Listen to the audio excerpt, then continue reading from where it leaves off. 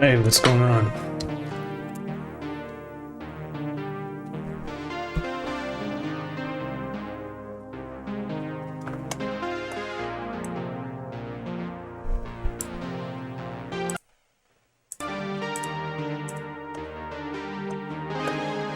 You can all hear me good and stuff.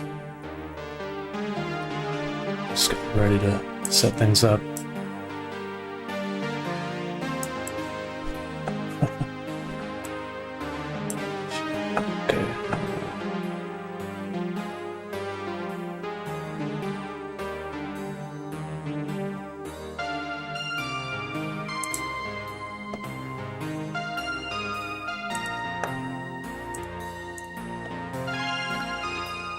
Almost ready here. Okay, I'm good.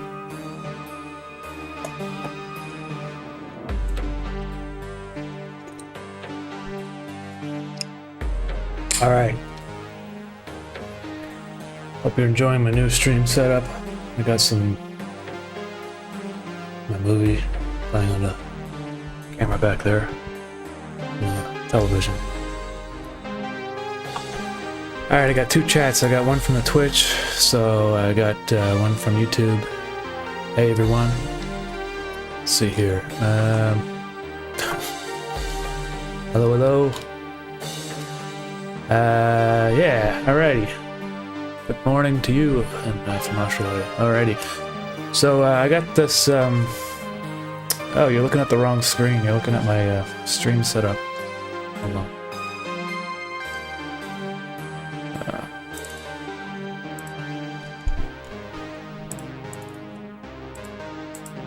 There we go. Okay. Alright, so I got this shot I need to work on. It's a, well, basically this dude's getting shot. I mean, I'm sorry to give out, like, spoilers and stuff, but, you know, at this point, if you're watching my live streams, you kind of expect it, you know, to have some spoilers. But, this guy's being shot. And he's going to be moving backwards in space, and I'm going to be animating like blood shooting out of his chest and stuff. Carolina drew this for me actually, so I was like, I need a guy like falling backwards and stuff. And so, hold on, is the music too loud? I don't know. You let me know if stuff's too loud or whatever. Hey, Zane is lame. Thanks, dude. Okay. Yeah. So basically, I'm gonna show you what how I'm gonna animate this today.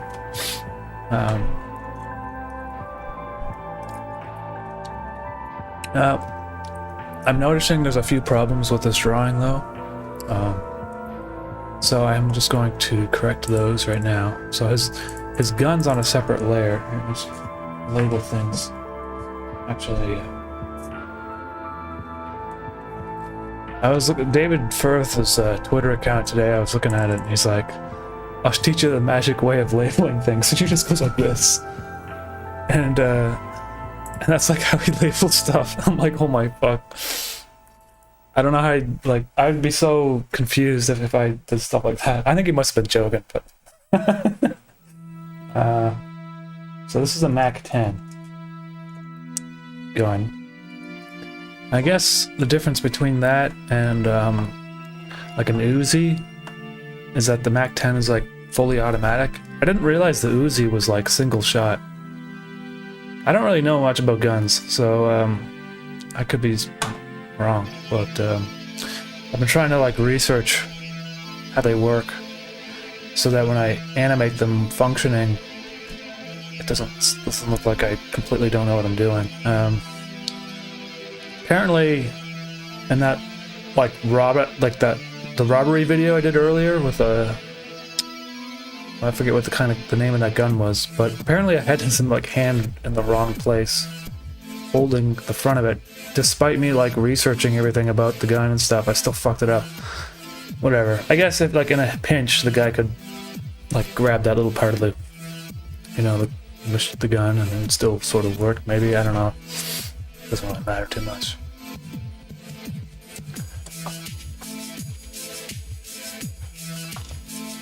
When it comes to like making music though, I don't like label things. I just basically just type in like the date or something, because if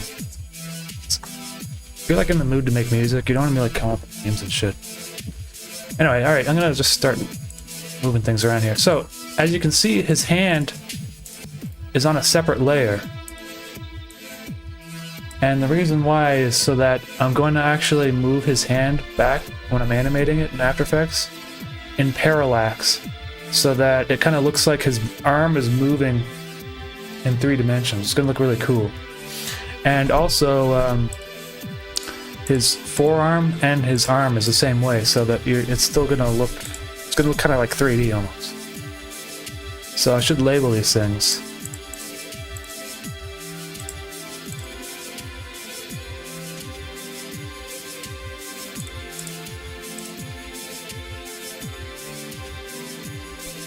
Man, this episode is taking me friggin' forever, man. Like, I don't know, I'm sorry guys, it's taking me like so long.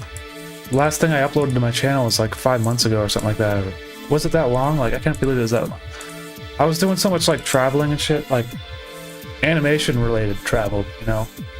As you can see, that little the what the fuck circle up there, the little circle is like a little plaque they gave me in Annecy. It's not a plaque, it's like a big button you wear on your shirt.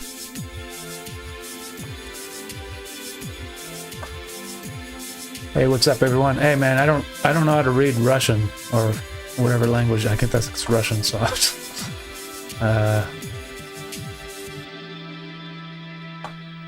I am reading the chat. I don't I missed a lot of it though, so especially when I'm like trying to animate, because it's really hard to focus. Okay, and then I got this body here, so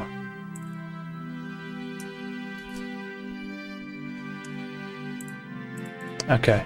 Now the one thing is that I don't like about this drawing is his mask is like too big for his face. So I'm going to just fix that real quick too. That's pretty simple. Oh, make sure anti-aliasing is turned off when you do that, by the way, if you're a pixel artist. Okay. Just gonna copy it to a new layer.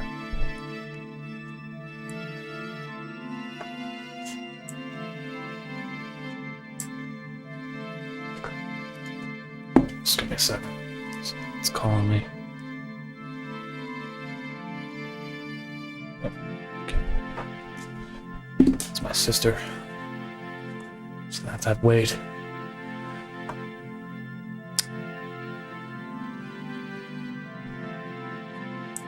Sizrek, why can't I send chats? I can see your chats, man.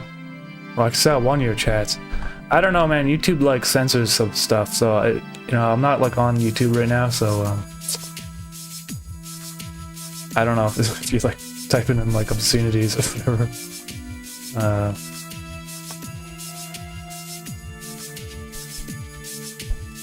Hey Sizrek, I wore my shirt, my static shirt, on a first date. I wear it on any special occasion. Right on, man. That's pretty cool. How did your first date go? She's kind of just like, oh, okay, I guess this guy's wearing some crazy stuff today.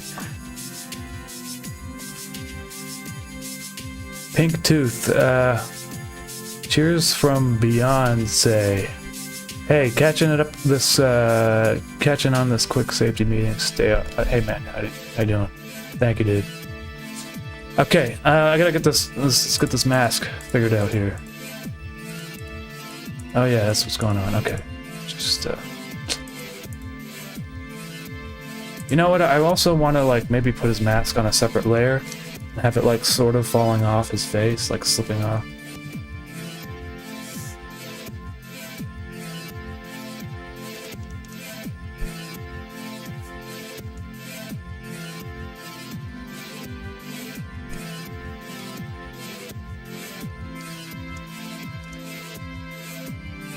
so I'm going to just redraw it a little bit here.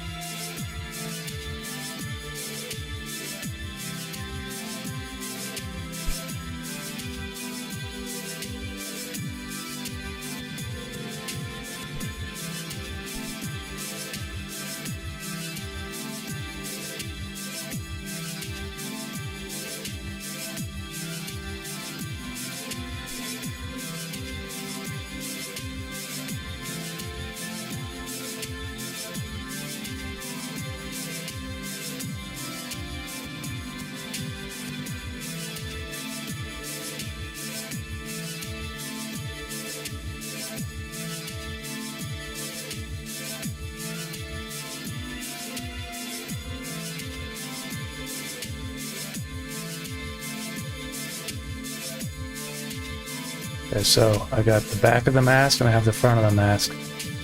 And I got this guy's body, which I'm now going to delete the mask section from.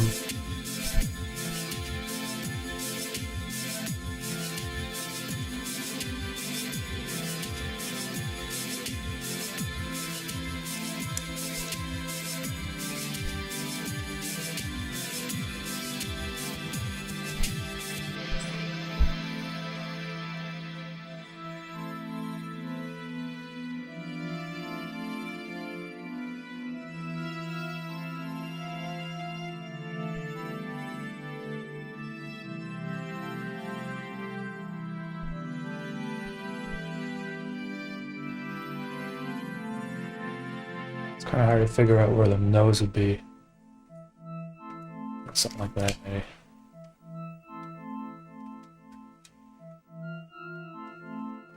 Oh, it's kind of like at an angle, it looks like, almost.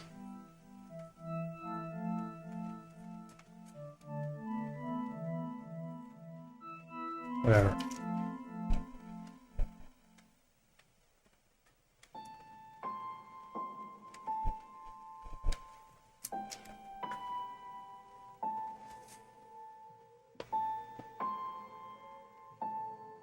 Hey Gustavo, hey man, I appreciate that. I'm glad the productivity is rising.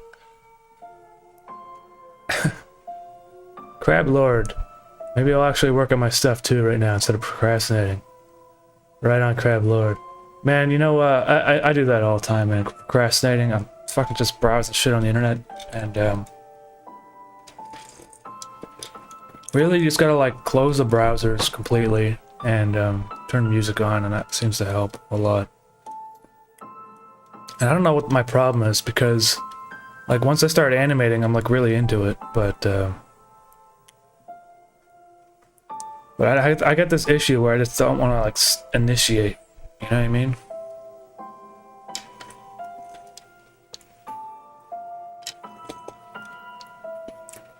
I got this like lemonade. It's really, I put some vodka in it, it's really good.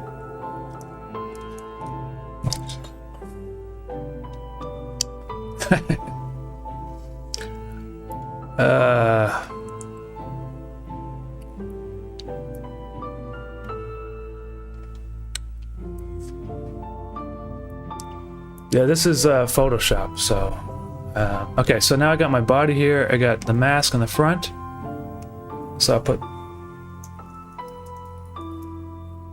and you have to put the back part of the mask behind the body, so that when you animate the mask later,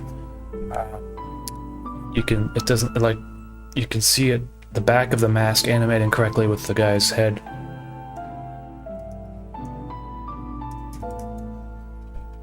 And you'll see, I'll attach a null to it in After Effects so you can kind of see how it makes it really easy to animate that.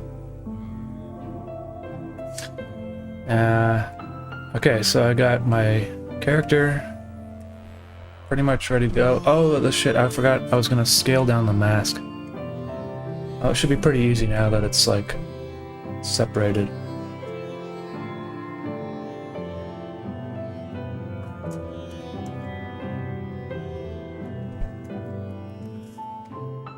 So basically the mask is gonna like Just kind of go like that or something.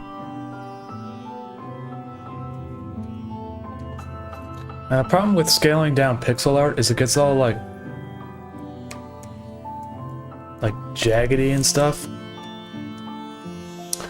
So I gotta just kind of like redraw it. That's the one thing I've been kind of struggling with. I mean, I guess I could use like grease pencil and Blender, which is basically like a vector-based drawings thing, and then export it as anti-aliased.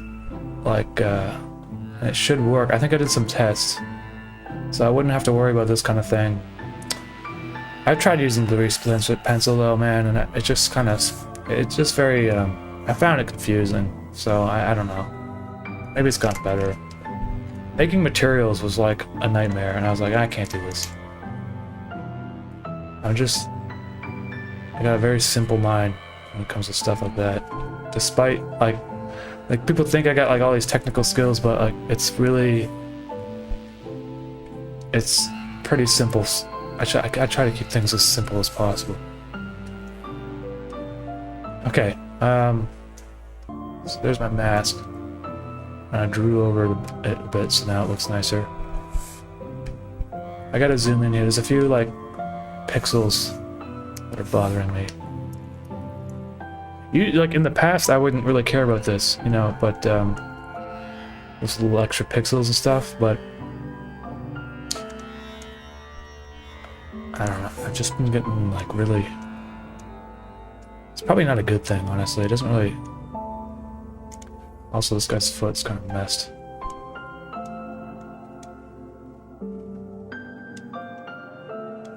I'm just gonna keep it more like that. Carolina did a really good job at this drawing, though. I would not have been able to draw a character with like correct proportions and stuff so simply, so quickly. She did it like one night.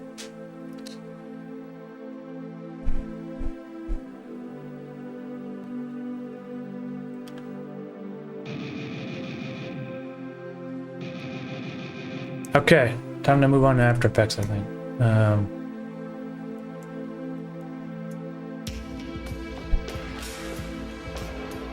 That's all I needed. Actually, just give me a second here.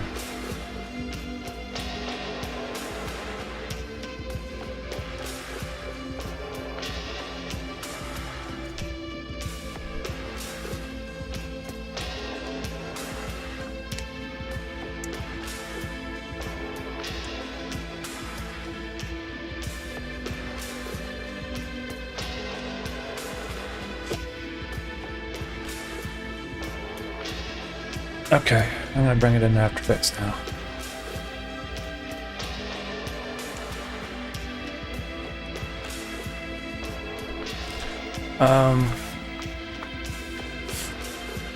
I probably should have figured out how long the shot needs to be. Just give me a second here. I'm just gonna pull this up on another screen so it doesn't like spoil episodes.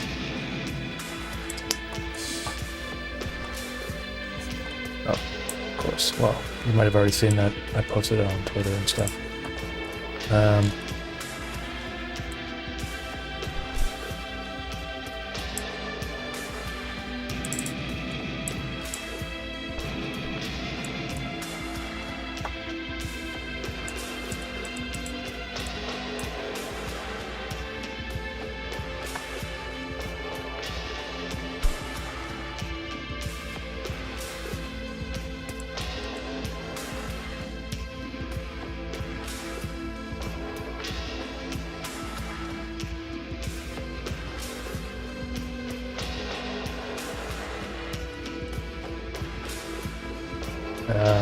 Yeah, I guess 5 seconds.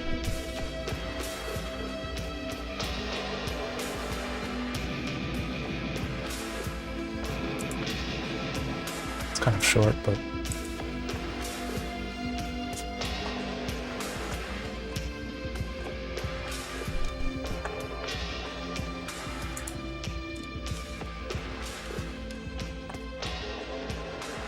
Alrighty. 5-second shot. That's why this friggin' shit takes me so long.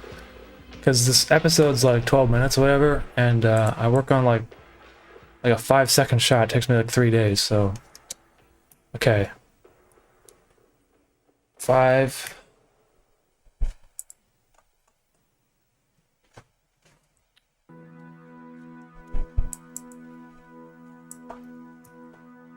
Going backwards.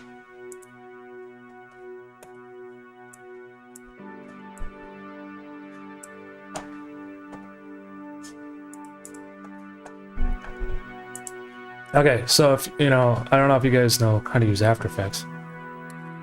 I'm not like a real tutorial guy and stuff. This is pretty simple. If you need to like control 2 different like layers at once, you can just make a null. And then put it... It doesn't matter where you put it really, but I'm gonna put it over here. And then you can take the mask front and the mask back and parent it to the null. And now you can just rename this null, call it mask controller. And now, and if you really want to be specific, you can, well, you should do that before you, I think you do it before. Now if I move, let's see how the back and the front are moving together, which is good because now you can see that it's going over the guy's face. Cool, right? Okay, next. Yeah, so in this shot, let's see here.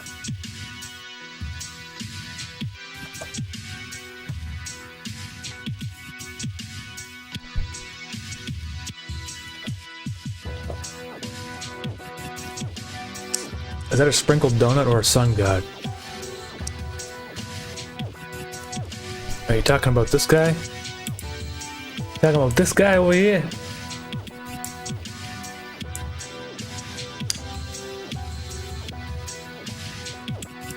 I don't know, man.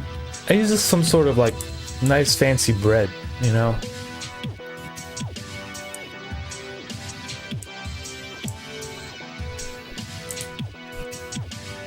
Alrighty. See you, man. Have a good sleep. Okay.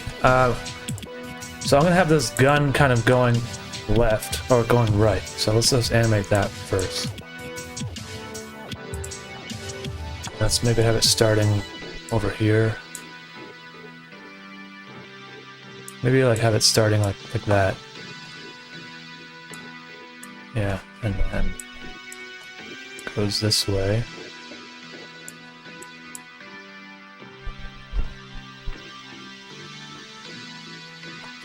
Cool.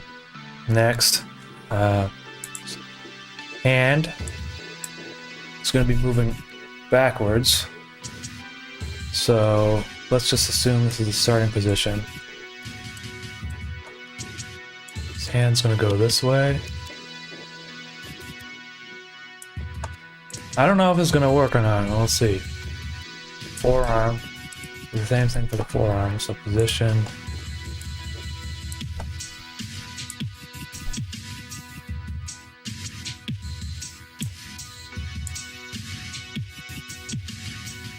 And now his shoulder.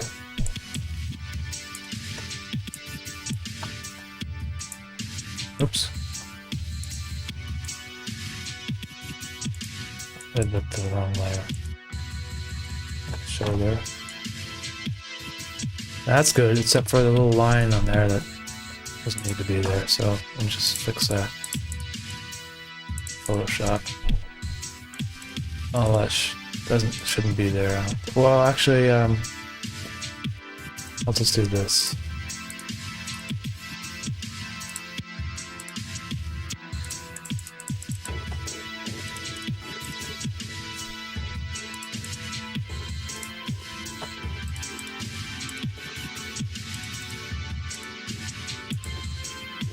I don't know why it won't fill correctly right now.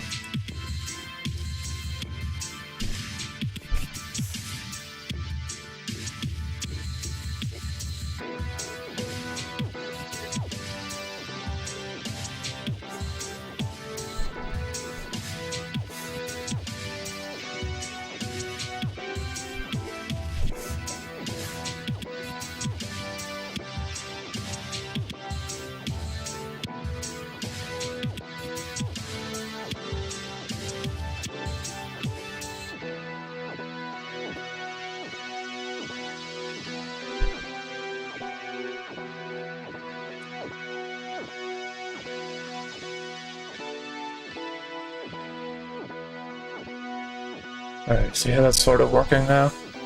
The only problem is I think his shoulder needs to be rounded off.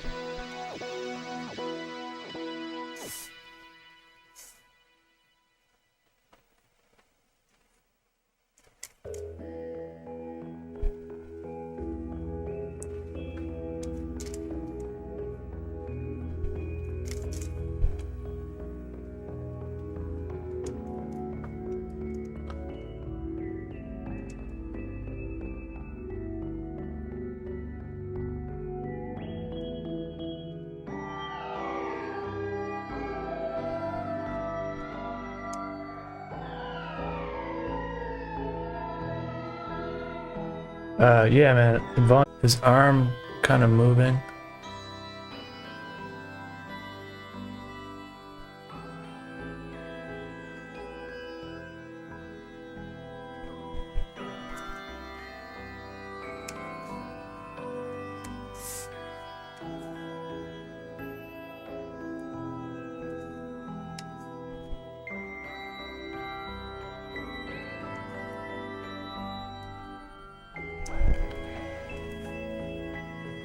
That's pretty cool.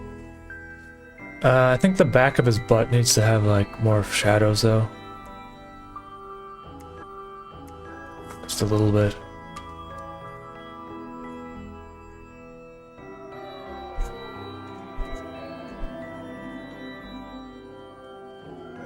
And maybe more like a... It's fine.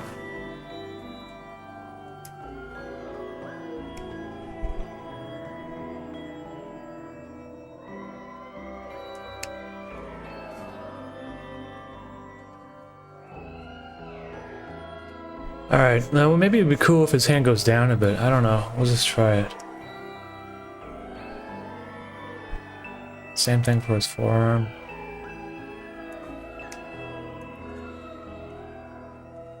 Does that look right to you? I think it just looks...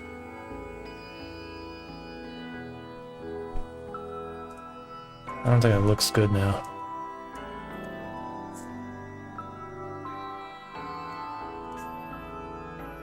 But maybe we can have his hand more like over here at the beginning.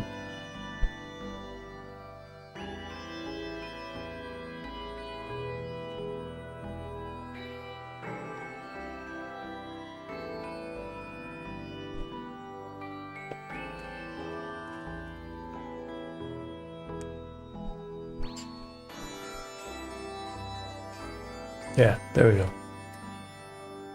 And also, let's control his mask a bit. So...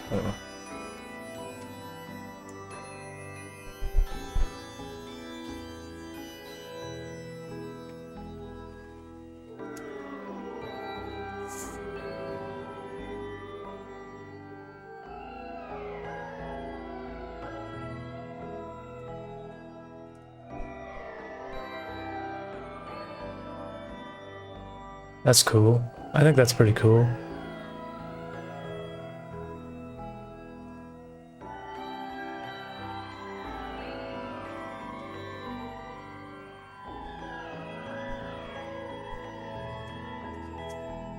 The shot is supposed to be 640 by 482.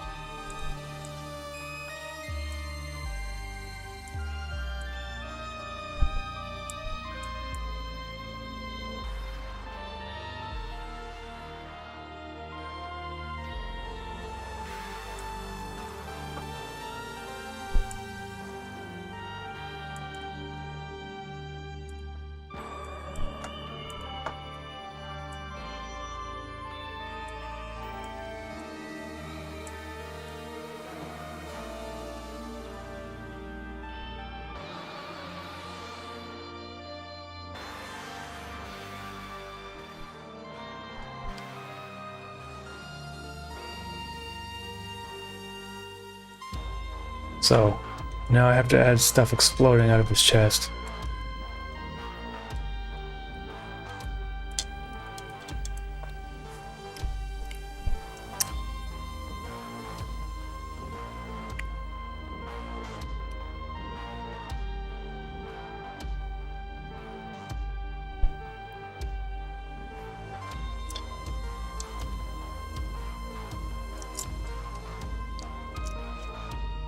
Do you feel that your animation's taken like 3 times as much?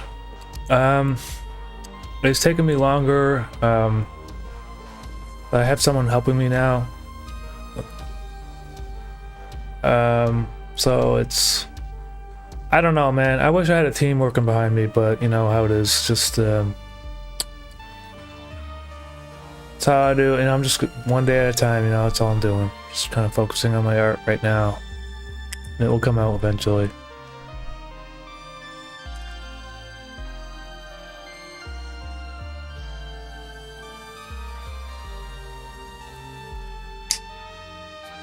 Okay. Next. Also, you know what? I need a background for this shot, and I'm gonna do it. It's just gonna be a flat kind of animation.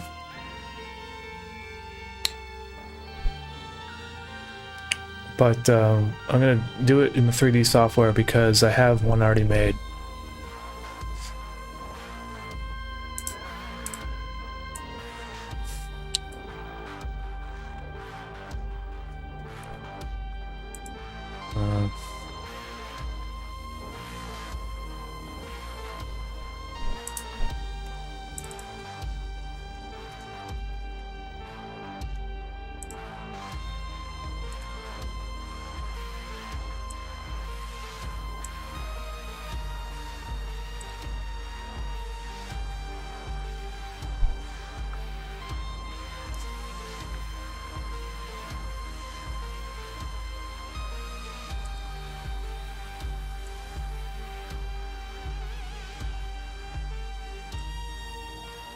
So basically the guy comes in and gets shot like right here. But what I want is this wall animation as a background. Just the wall. Because this shot where he's getting shot is more like a it's just more like a graphical kind of element. It's like a reaction shot, you know, like sort of like when Batman punches people. So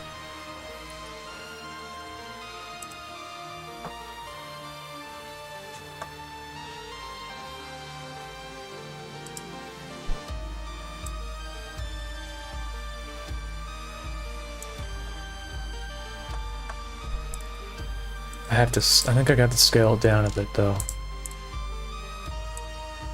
I can do that here. Yep, pretty simple.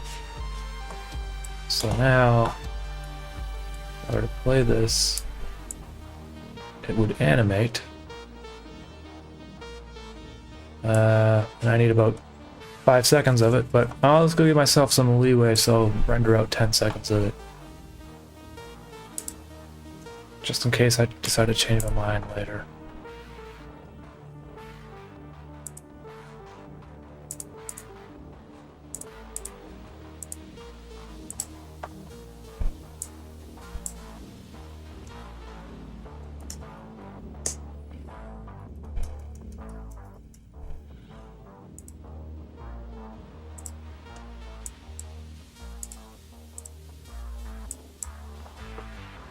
Oh, fuck.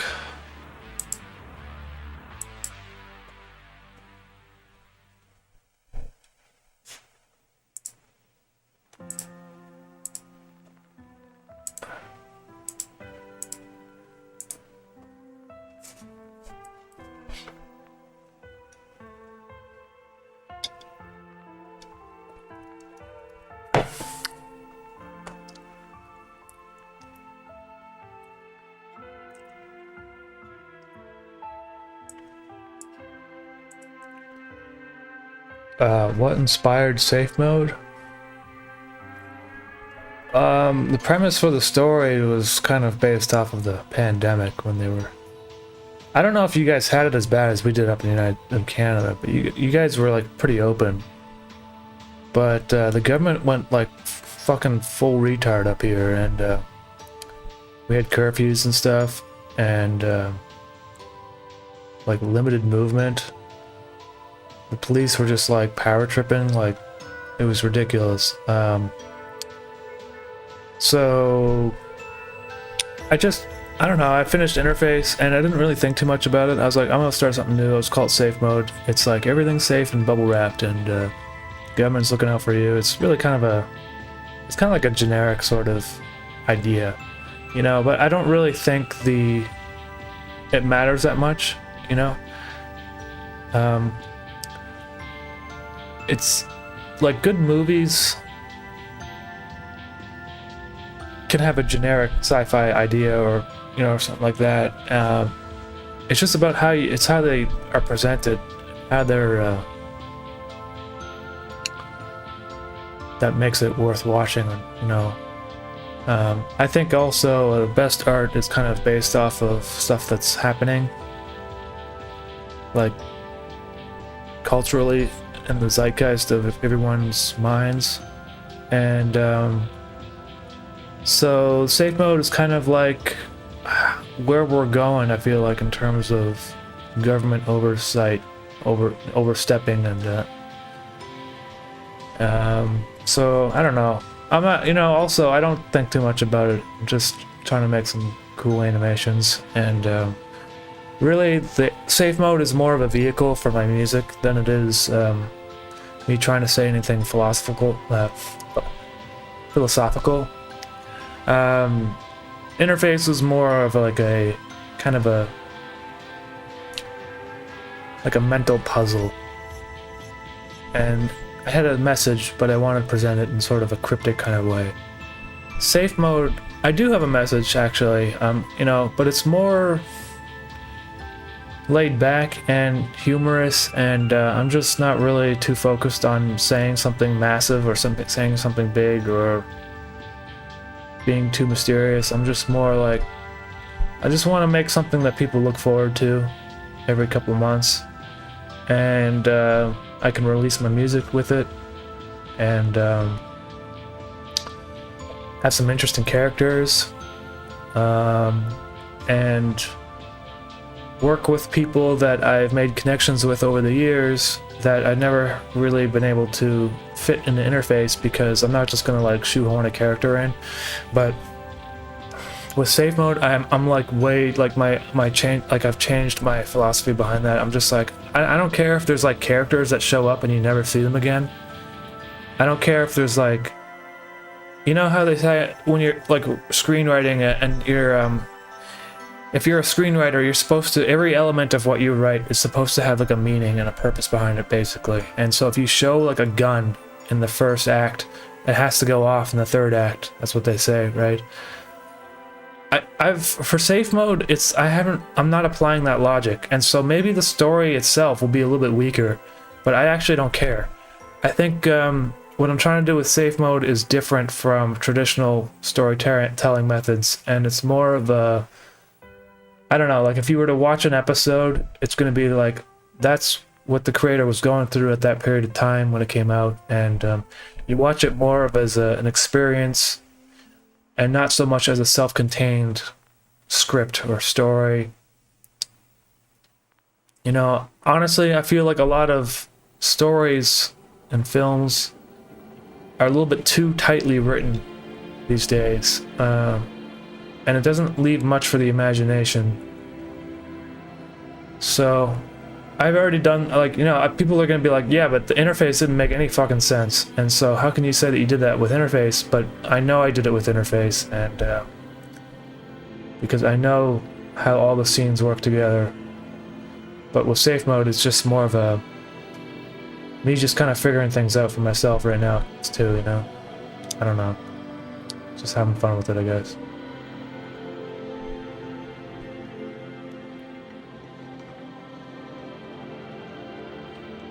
Dave Robinson, I get that. Like, it's about cop and a bad guy. Exactly, man.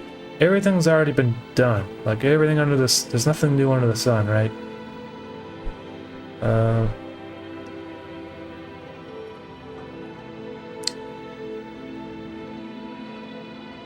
I love how you push the narrative forward in interface, how you hinted at things, but nothing was predictable. Hey Sarah, I appreciate that, thank you. Quarantines are smart, but taking them 24/7 stores and stuff makes no sense. It focuses everyone together. Yeah, there was a lot of things that didn't make any sense. Do you take anything for your hair? I just put like pomade in it, man. I just like slick it back these days. Like I used to not really do that, but I don't know. I don't know what else to do with it. Also, I've been going to this new hair. I call him a butcher. Hey, I've been going to this like new guy that cuts my hair, and he seems to like understand how my head is. Some of these hair doctors, they don't know what's going on.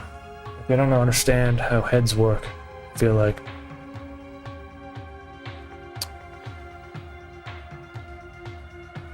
Alright, so my background, like, let's see what it says. My background's rendered. It's basically just this, so...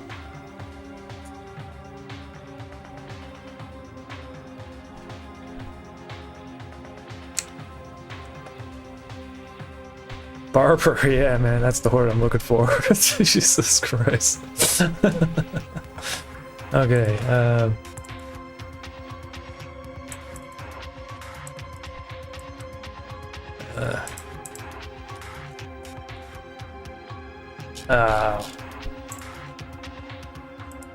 I exported it all into the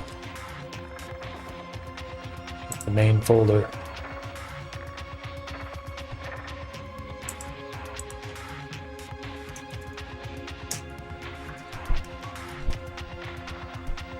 And I don't know about you guys, but like I've been using Macs forever, and I don't know when they changed this, but like I don't understand what the little icons mean. Like what the hell is to make a new folder, you click on this circle with 3 little dots in it, and then there's this thing. What the hell is that? It's like a name tag. Edit tags. Share the selected items. I guess it's pretty straightforward. I don't know what I'm complaining about, man. Okay. Let's go back into here. Let's get my background.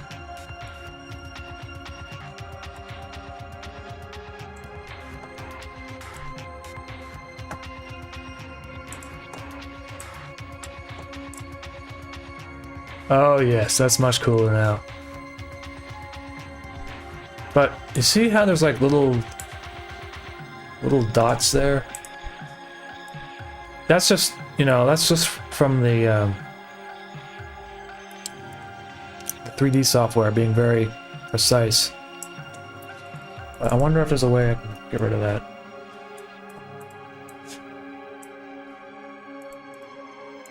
Yeah, there we go. That's all I do.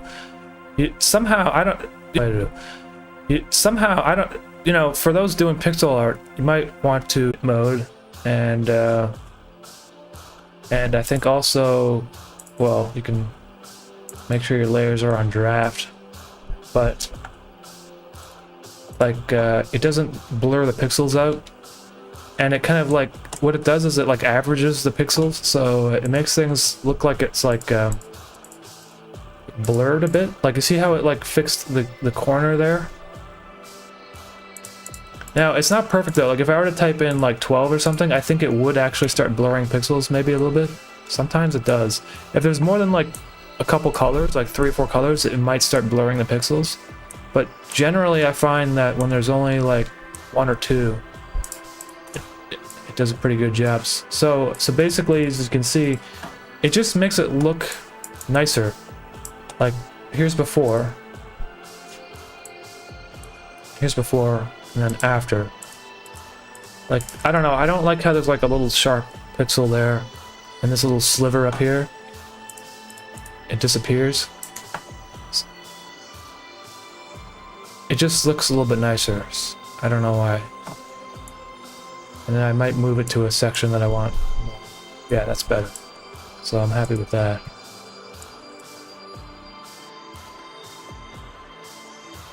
Now what's also cool is I can take this character here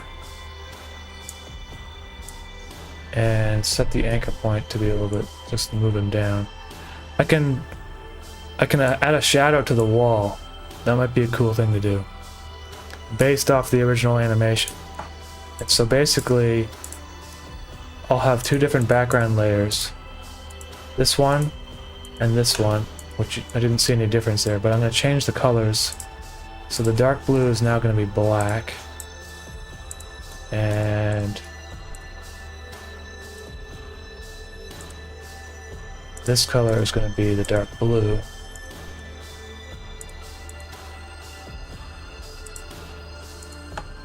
So I have this and this.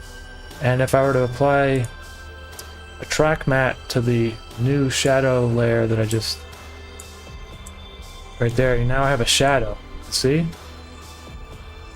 And if I put my main character back on top... now that looks fucking cool, man.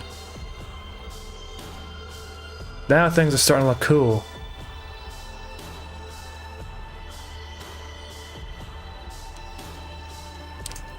Alright.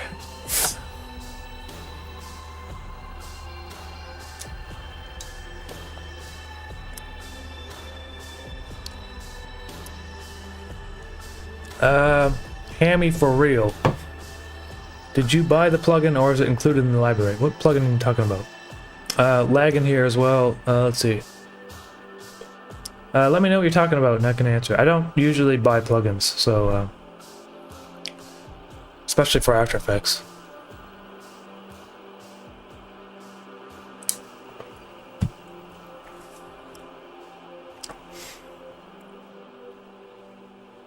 Oh, you guys, is this stream lagging, man? Alright, you know what? I'm gonna stop. I'm like streaming to Twitter at the same time. I don't even know if people are watching on that, so I'm gonna just stop that. Hey, if anyone's on Twitter watching this somewhere, some obscure section of the website, just move on over to my YouTube channel.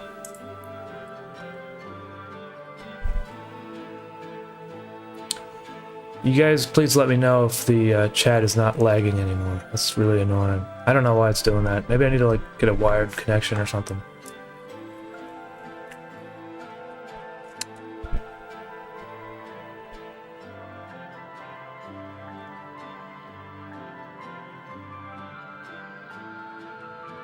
Hey, sorry guys, I've been kind of ignoring Twitter, the Twitch chat.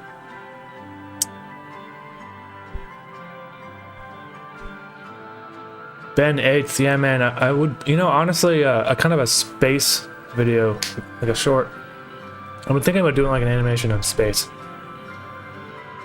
Like I sort of did one with the Soup Sun, the latest Soup Sun video. But, like a whole series might be kind of cool too, but there's only so many things I can do. And honestly, after safe mode, like I don't know if I can do another animated series by myself on YouTube. Like I might actually go crazy. So I'm probably going to be trying to pitch something to some studio or something at some point in the future. Right now, I'm just kind of, yeah, just kind of still figuring out what I really want to do, I guess.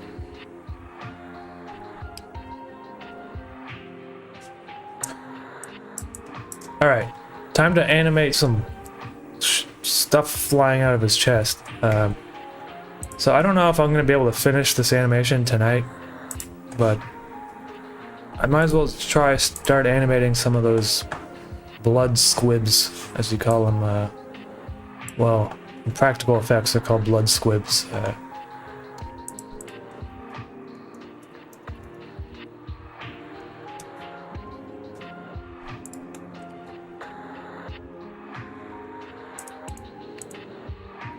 And I'm just gonna like get rid of his arm and stuff because for this layer all I need is...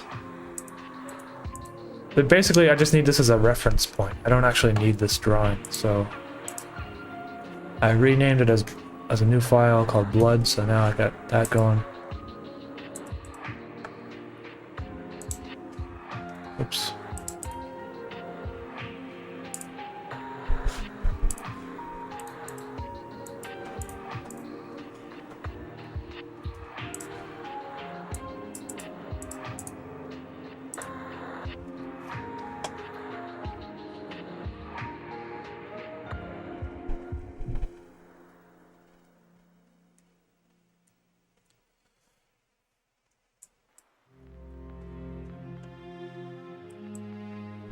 So this guy gets shot like,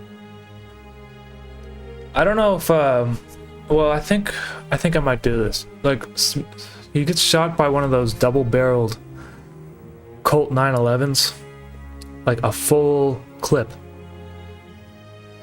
And so I think that's like 16 bullets.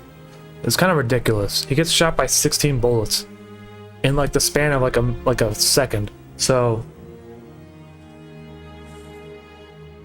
what I might do is I might animate some blood exploding out, and then I might like copy the animation of that and then duplicate it in After Effects rather than animate 16 different explosions.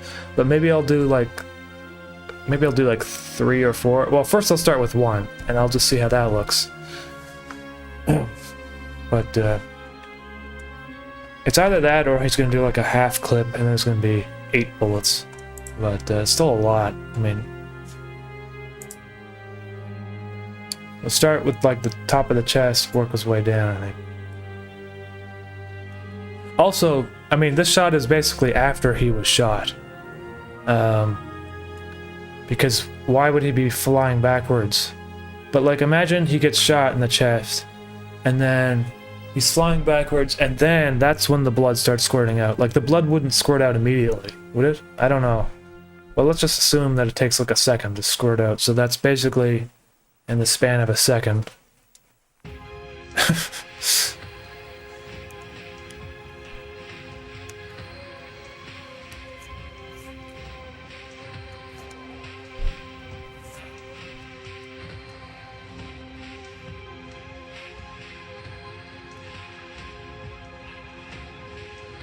And also, I don't know if they actually bleed. Like, it doesn't matter what color it is right now. I can change it later, but let's just...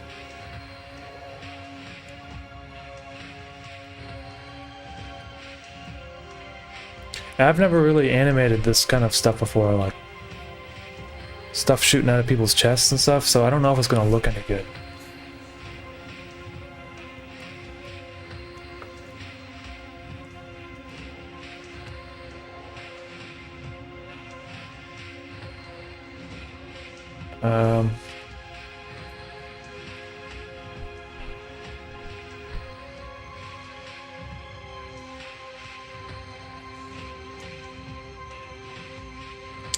I will say this though, I have to program something right now. My shortcuts, keyboard shortcuts.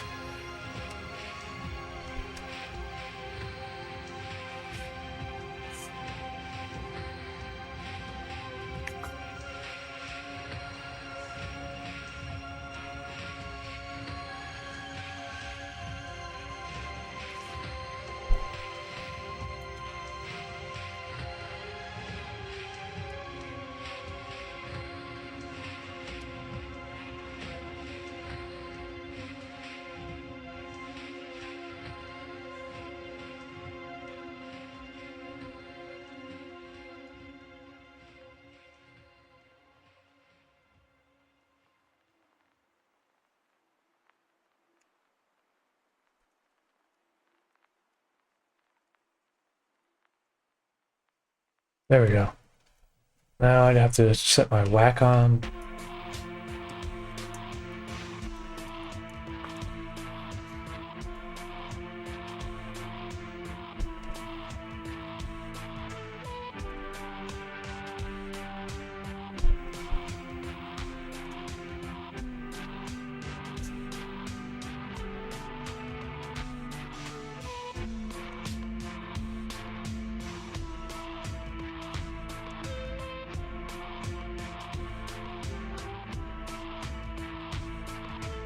Man, this Wacom driver is a piece of shit. Sorry to swear, but like, they're like, it's right here, and it like doesn't load half the time. Like, I don't understand. But well, whatever. I'm just gonna make do with the keyboard for now. So if I go command, okay.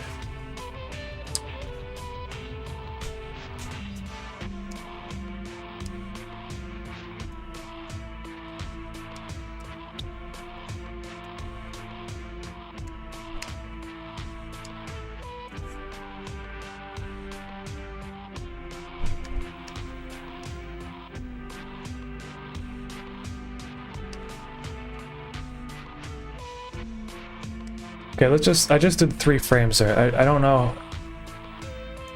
Like, obviously, that doesn't look great. It's way too fast, I think.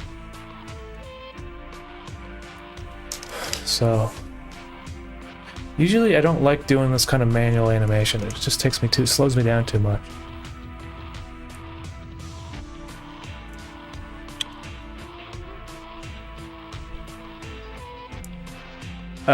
If it's a 45 caliber, it should make a good.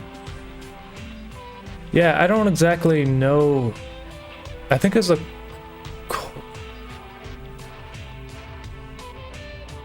double barrel 1911, 7+1 in each mag. Yeah, that's right. I think it's when you say 7+1, why is it like +1? Is it because like there's one like extra like in the chamber, or it's like kind of, I don't know, man. Like every time I make a video with like guns, people are like, "Ah, man, you messed up. There's like you didn't count the one that's like, it's like the amount of bullets is not." I don't know. So I'm trying to be more accurate with that stuff, but it does get confusing. Then you start realizing, oh, okay, I know why the movies are not accurate with that shit, because they don't. It's fucking, who's gonna do that? Like, they're gonna, crazy keeping track of the bullets. The only thing was annoying is when you watch a movie and it's obviously they got like a pistol or something, and the guy's like shooting like 12 bullets at once without reloading. That's when it gets kind of ridiculous.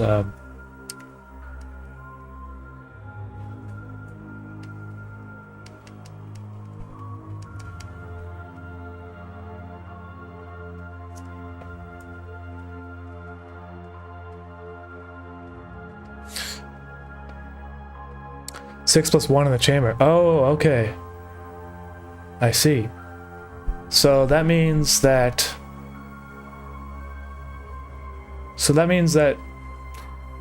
if he were to shoot...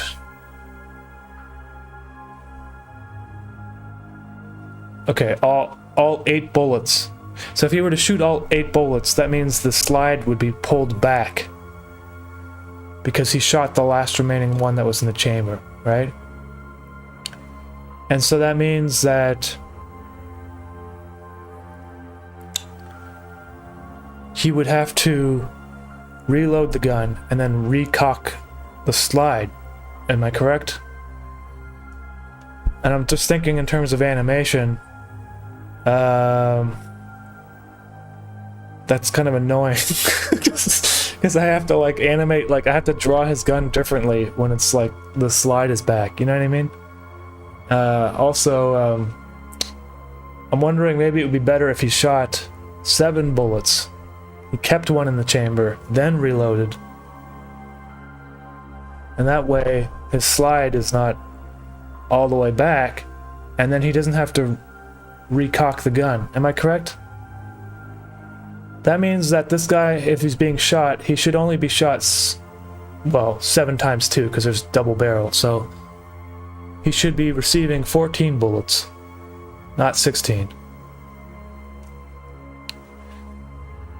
Yeah, slide is open when it's empty. Okay, so, now, here's the thing. Smear's like a smart... Yeah, it hasn't really been revealed in the story yet, but, like, the one thing that he is good at is being an agent.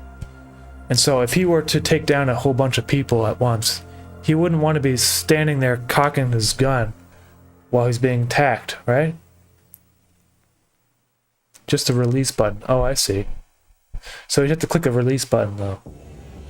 If the slide is open after the first shot, they only have to put the new mag in. No recock, just a release button. After the okay, magazine in, then slide is back. Okay. So he doesn't have to like stand there and like cock the gun, basically, is what you're saying. It's basically like a little button. It just goes if he slides in a new magazine. Still though, it depends, like I have to actually draw the gun a little bit differently in the previous shot, because I thought it was I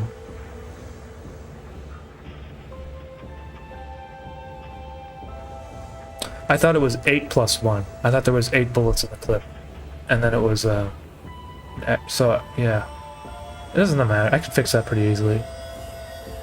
Extended mag, yeah. Well, I don't know. Do they make the like extended mags that only just have like one extra bullet? That'd be kind of a weird thing for him to have.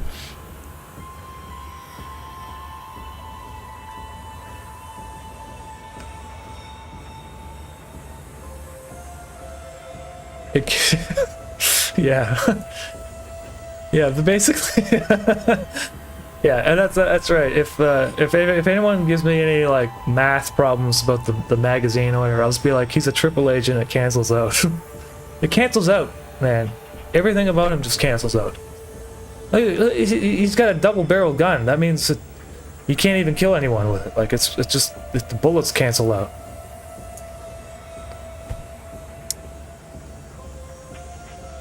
Kelly Bach. Smear didn't strike me as particularly violent. That's the thing with this series, you know, it's like, I don't like giving away spoilers and stuff, but that's the thing about Smear's character. You don't actually know him as well as you think. And, he is an agent. What is he designed to do? He's supposed to be hunting down antiviral people, right? And the thing is like, no, he is an antiviral agent, right? So he would be hunting down viruses, and he would do so in a extremely violent way. But the thing is, it's not like, when people die in the interface, they don't, like, actually die. Like, you're gonna see, like, people getting shot, like, the blood shooting out and stuff, but they're not actually dead, you know what I mean? If that makes sense, because it's all virtual, right? So they're, like, they're being sent to, like, respawn or something, or they're being quarantined or something like that. And this is what's going to make Smear an interesting character, because he doesn't strike you as a violent person, because he probably isn't, really. But his job makes him be. And also, you know, this kind of... He kind of loses it, like, a little bit. He's got a bit of a temper. And I think it's actually more interesting if... I feel like it's more interesting if Smear is more of a complicated... I mean, he's working for Greetings Robotics, too. That's another thing, right? They're not exactly the good guys. And I did debate about this for a long time, whether or not he should be doing this or that. But I think it makes complete sense in my mind. And that's what's going to be causing internal struggle for him, especially when dealing with Lana and stuff, because she's also training to be just like him. And she doesn't know what the kind of things he has to do, and what it's like to actually be in the virtual world like this.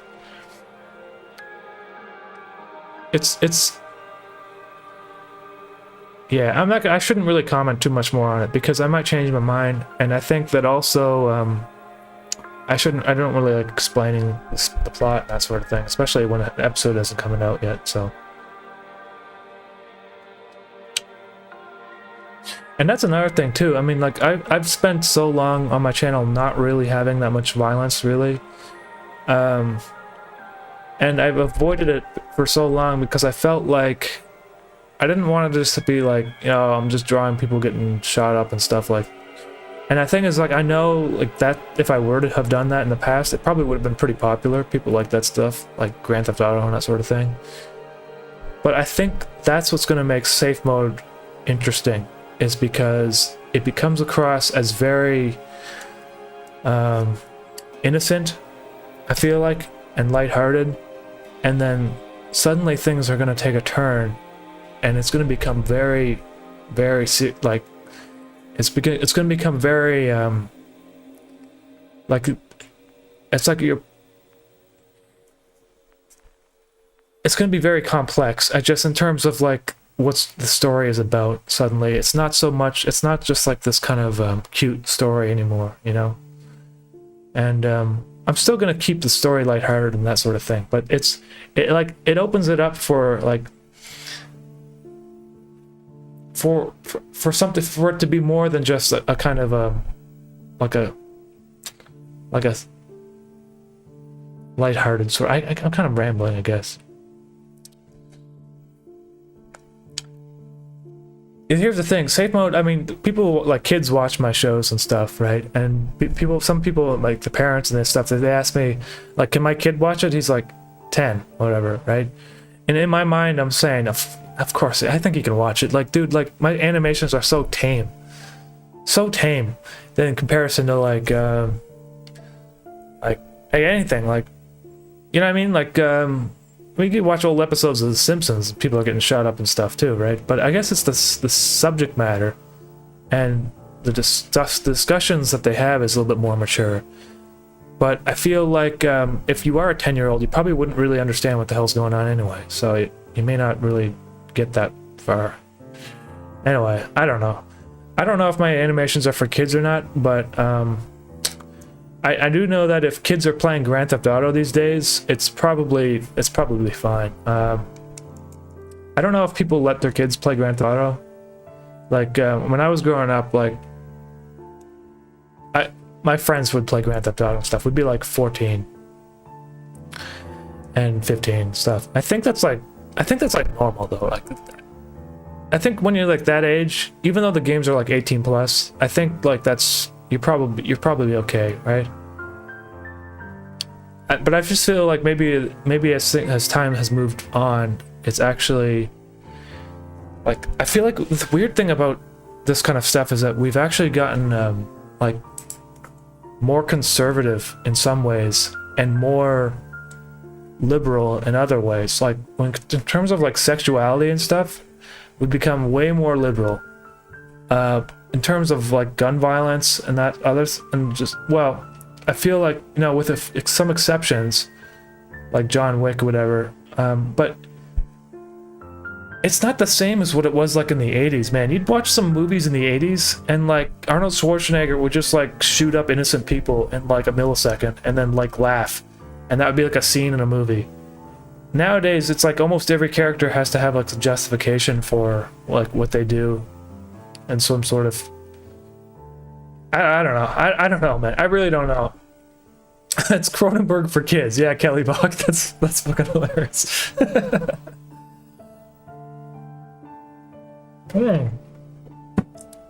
gonna start describing my animations as Cronenberg for kids.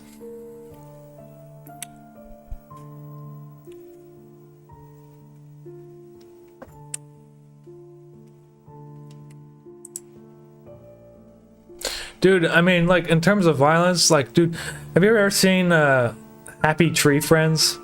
Like, that's some fucked up stuff, man. And that, you know, I don't even think, like, if you were to, like, I don't even know if that would be popular if they were to make that today. I watched that, you know, people in junior high and stuff would, like, share videos and stuff, be like, hey, check this out. And it's like, I couldn't really watch it, man. I just kind of got grossed out when I watched that stuff.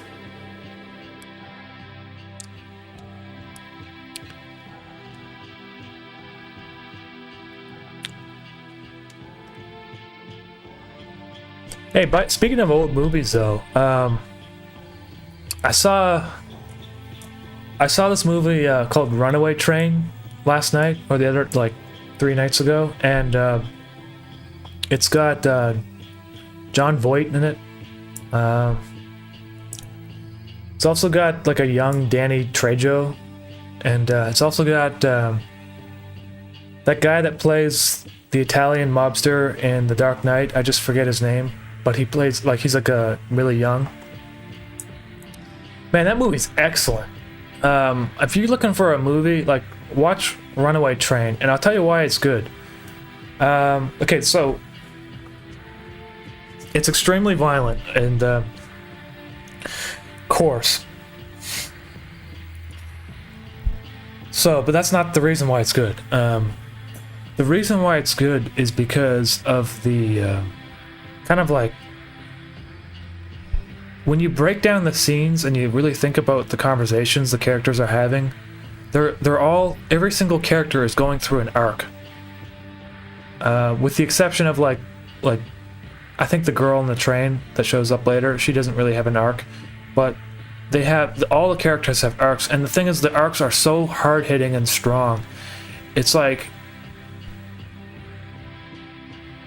it like hits you in the chest, And it's about two guys that escape from a prison in Alaska, basically, and they jump onto a train, and little do they know that the train is like messed up, and it's gonna keep driving forever, basically. And the whole thing is the train is a metaphor, basically, for these characters, these criminals that just don't know how to quit doing what they are, being what they are as criminals, you know.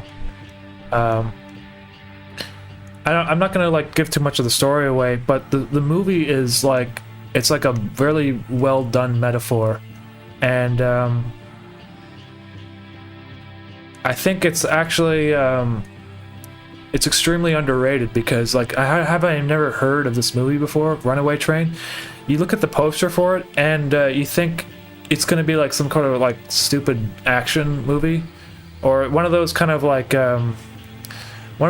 movies where it's like about like a machine getting like you watch the movie and you think, oh, it's about a crazy train that just doesn't stop, and how are they gonna stop the train, and oh, those criminals, how are they gonna, it's not about that at all. It's like the train is like a background piece to the psychological like trauma that these guys are going through, and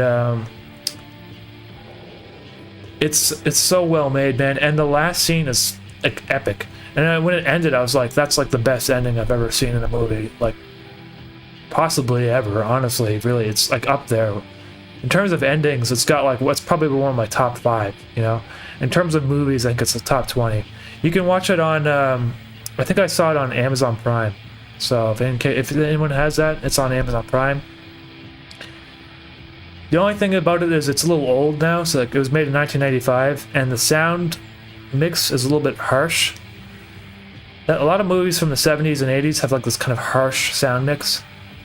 But otherwise, it's an excellent movie. And dude, if I were to like ever get in the opportunity to like remake a movie or something like that, it would be something like that. I'd probably choose something like. It's just like such a beautiful movie, like. I don't know, man. It takes me a lot to get like really enjoy a movie, and I thought pronounced Danny Trejo. Hey, I'm sorry, man. Yeah, that's right. I didn't even really know how to pronounce it.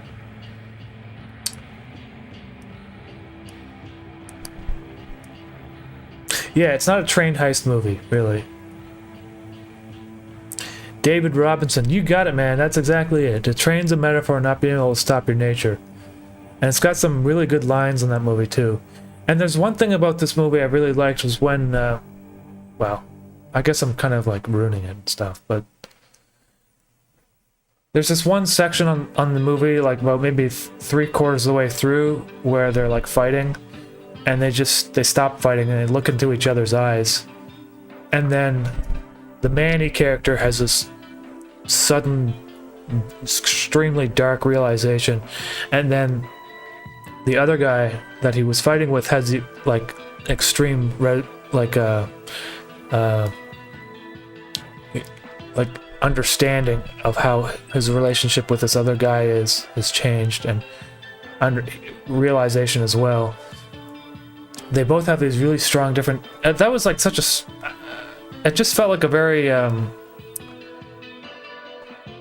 like, it's not often you watch a movie and you see like these two characters completely. You can see like things changing in their minds, just from like the expressions on their faces, and two of them at once at the same time. It was a very good movie. That's all I'm gonna say about that. I recommend it. So, if you guys are interested in checking out that. Also, I don't know if that kind of movie would be made these days anymore. I mean, maybe it would be. Another thing about that movie, I should say, is the visual effects were like excellent. Like they're like fighting on a train and shit, and there's like it's in the middle of winter time. I don't know how they filmed this, but it looked like rear projection with film, probably. But they did an excellent job. If in terms of like visual effects, it was like top tier. I guess these days, if they were to make that movie, it would all be CGI and probably look like dog shit, probably. But for the limited technology they had back then, it was really, really well done. Okay, time to draw more blood spurts because I'm taking forever to do this.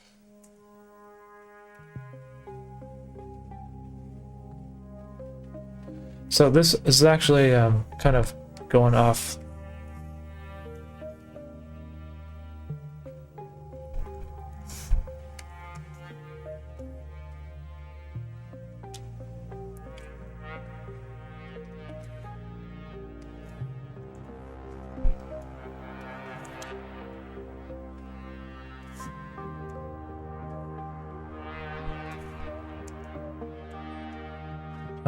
Just give me a second here. My onion skinning settings are all messed up. There we go. This should be fine.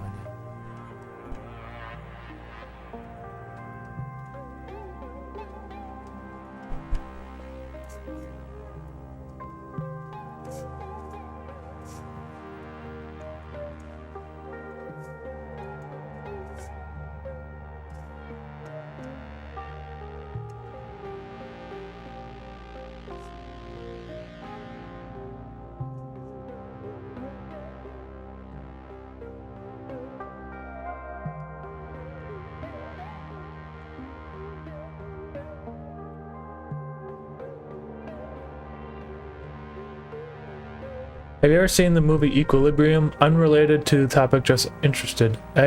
Equilibrium? I haven't. That doesn't sound familiar to me, man. Early Christian Bale movie, eh? I have not seen it.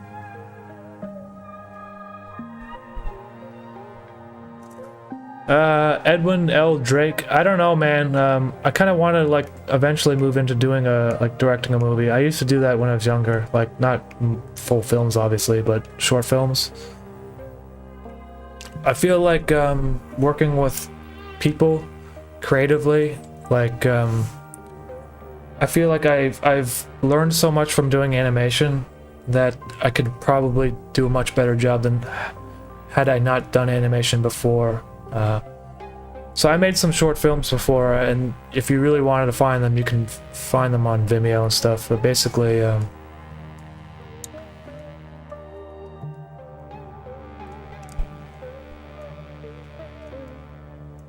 don't know if this looks good or not. I feel like it's not like shooting out fast enough now, so maybe at this point it should.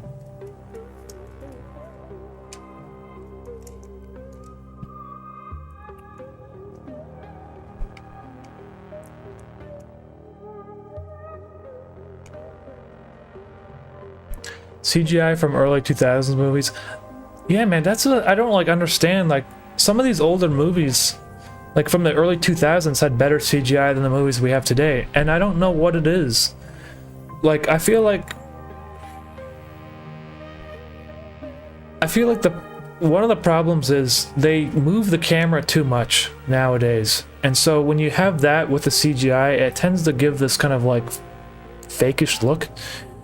Back then, a lot of those CGI shots were like locked off, and so you would have like it would just be like a simple kind of shot with the, you know, where the main character is animated in CGI, but they're not moving the camera around like crazy.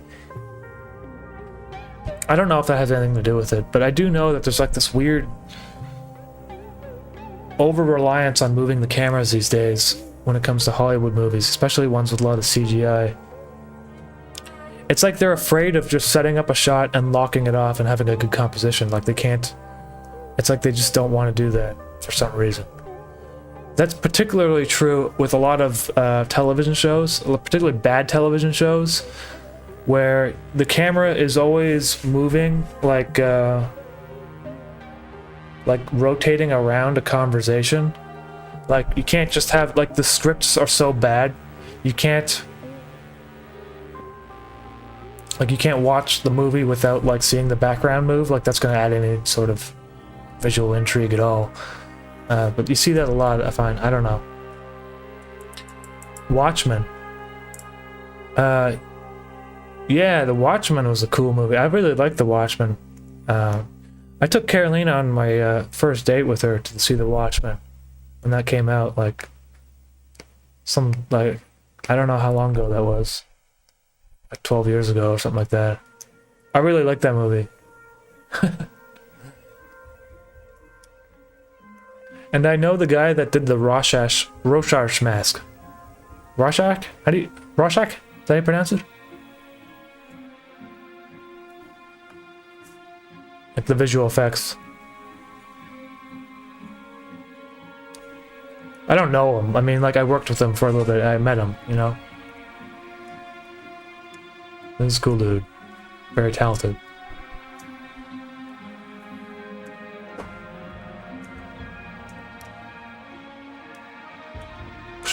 Okay, so there, I spent like 12 hours on one blood spurt. Maybe we can get another one done today. I don't know if that looks good, though.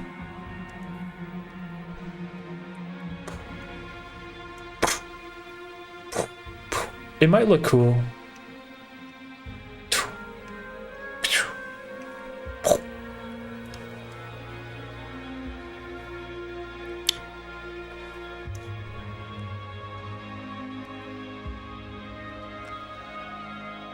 You could layer the blood spurts separately, like you did the arms, so they shoot out more convincingly. Yeah, well, I might do that. The thing is, I might just keep them all black, though, so you're not really going to see any depth.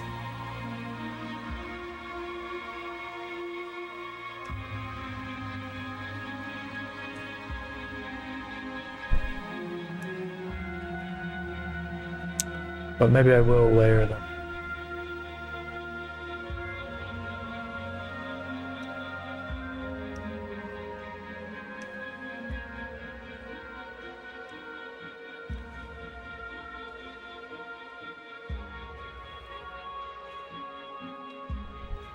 Oh, and if he's being shot with, you know, the 911 double-barreled gun, that I think that they shoot the bullets at the exact same time.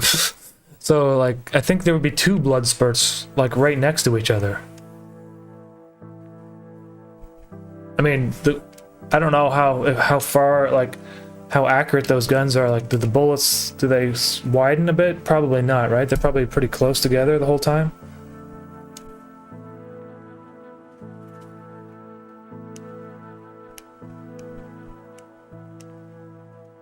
Andrew Poland, hey, thanks, man.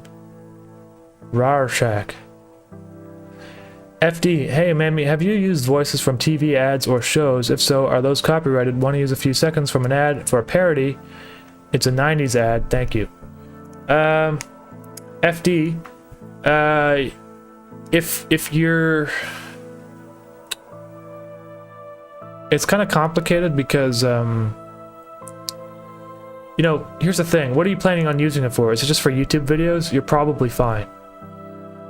So I would just go ahead and do it. It doesn't matter, man. People, apparently these days, you can rebroadcast entire fucking movies on the kick.com and it doesn't matter. You'll still get, like, you know, it's just okay to just broadcast television on Twitch these days. So it really doesn't worry, man. Don't worry about it. I would go ahead and do it. If you're making it, it's like a transformative piece of art or whatever, that's fine. It's satirical, you know.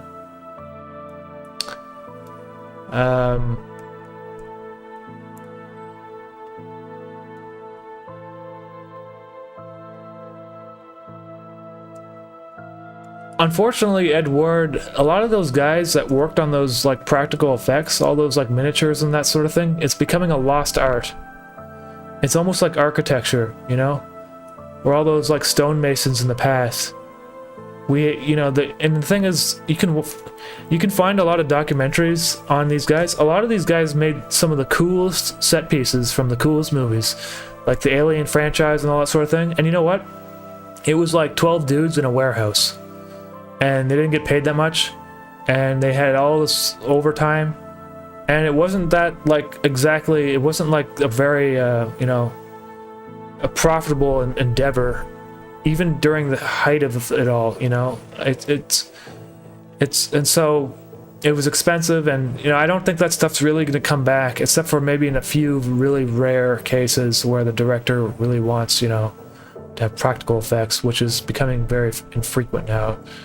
But a lot of that kind of, like, making things small and stuff, yeah, it's definitely becoming, I feel like it's becoming a lost art. Like, they did it with Moon, though. That was more of a, Moon's an old movie, though, now, too, I guess.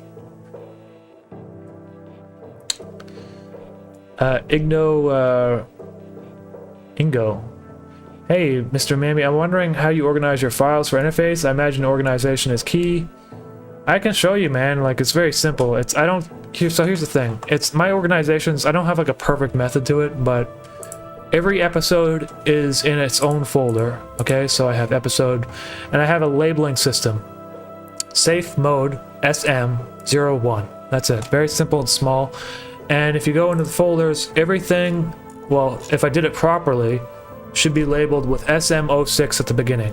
That way I know that the file is related to that episode, and then I just, you know, if I actually storyboard stuff out, I'll have like scene 7 and then scene 7A or whatever, but usually I just call it like whatever it is, like the actual thing is. So like you know, safe mode 06 door texture, or you know, I don't, you know, my episodes are not that long, so it doesn't get that confusing.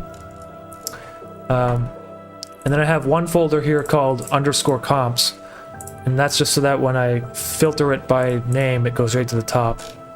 And basically it has all the finished oh, sorry, don't look at that. It has all the finished, like, exported PNG sequences, basically. These are the completed shots. Everything else in here is like a working file, basically. All my After Effects files are in a separate folder called SM06 or whatever, or SO05, whatever episode it is, After Effects AE. And I have the same thing for the exports, so any exports are in a separate folder. I also have the same thing for Cinema 4D and Cinema 4D exports. And then I have audio recordings. Like, that's basically it, though. In terms of organization, that's all pretty much there. So yeah, it's pretty simple, I guess. I'm not too crazy about making it. You can spend forever trying to organize your stuff, you know.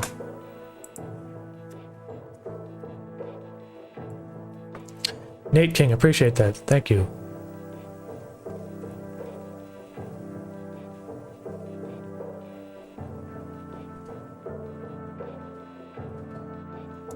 You can go massive overplayed cartoon logic, just have the bullets rip into the body as a paper doll full of butter.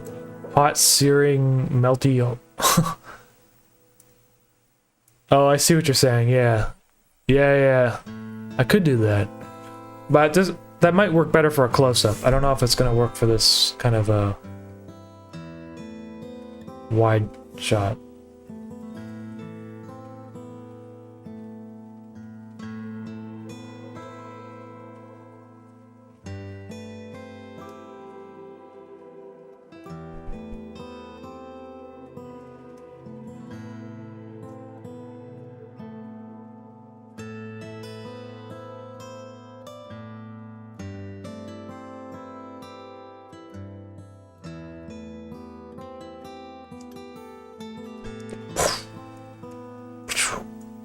Okay, so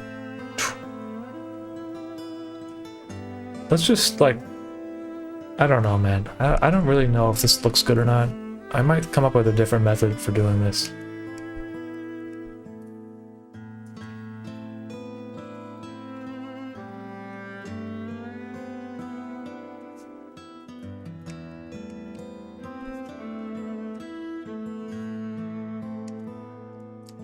I have to ask Carolina later, see what she thinks.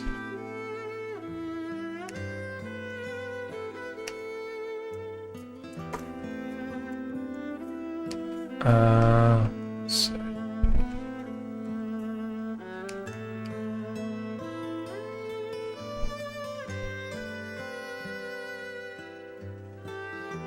One, 2, 3, 4, 5, 6, 7, 8, I guess, right?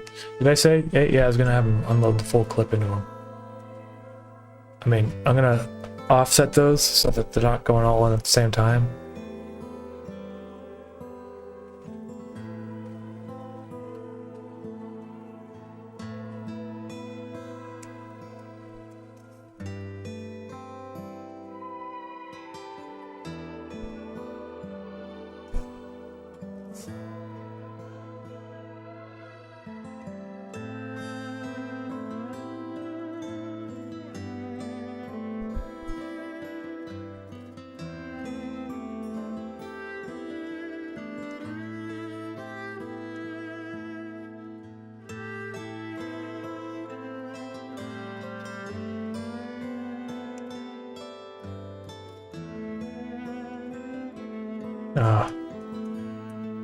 Hold on, guys. I just screwed up my... I'm like losing... I messed up.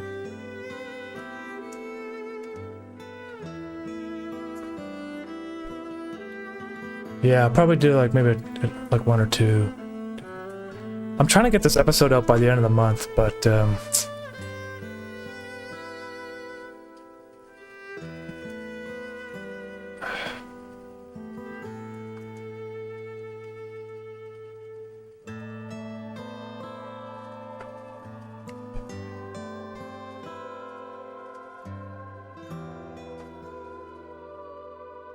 it's been very difficult for me.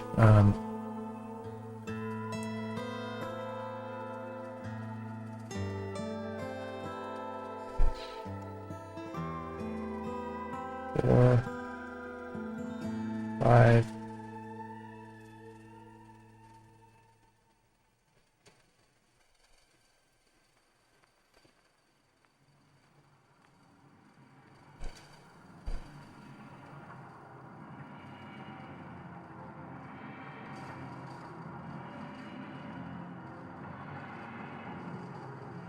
Okay. Now, let me just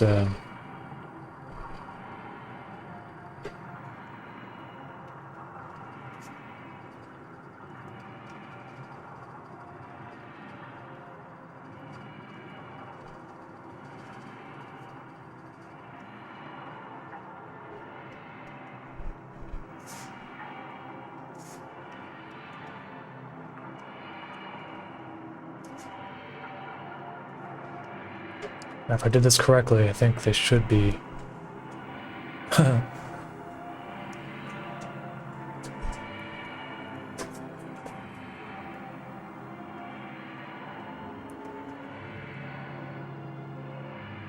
I mean, that kind of does look cool. But I feel like his chest needs to be like rips open or something, you know what I mean?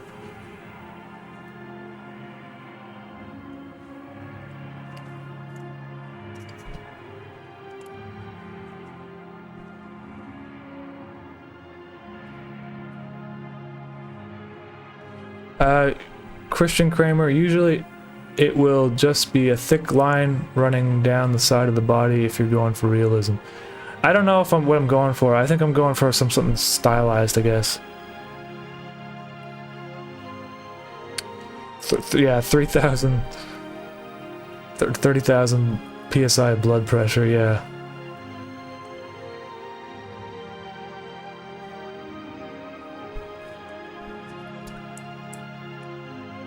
Alright, so maybe let's just that's kind of cool. I want to just leave that for now. I like how it just... So I'm gonna bake that in to some sort of video layer.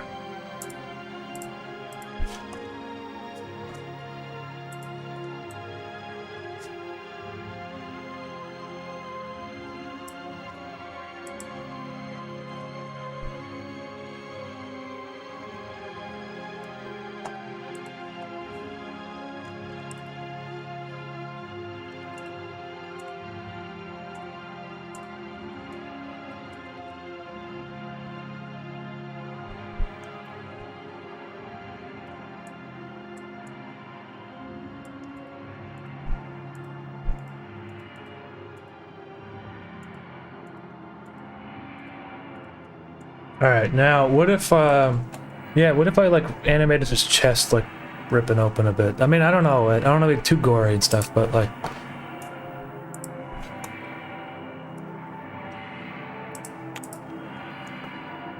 I could just try it, see what happens.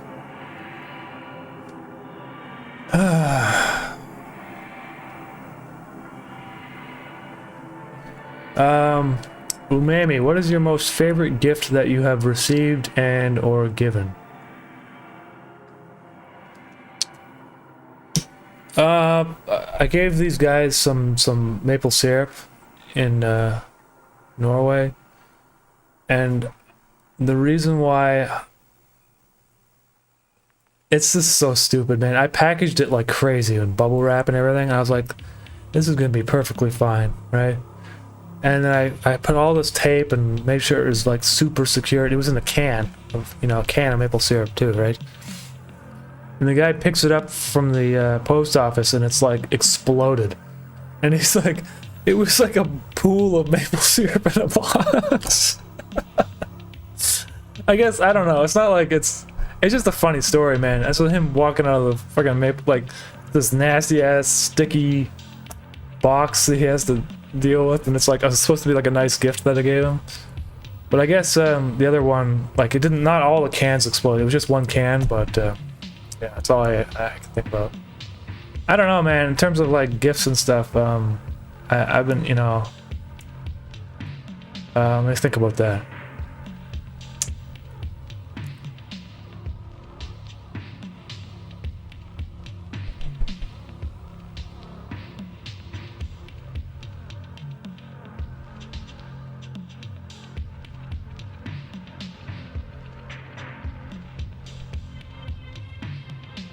It's hard to say, man.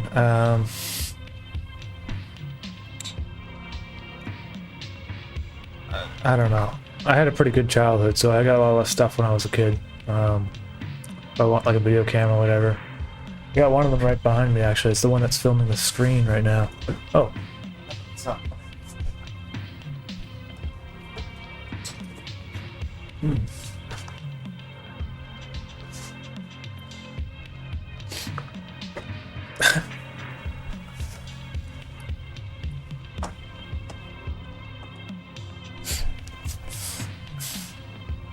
Swiss cheese him and have the whole show as light on the shadow. That's kind of an interesting idea, man.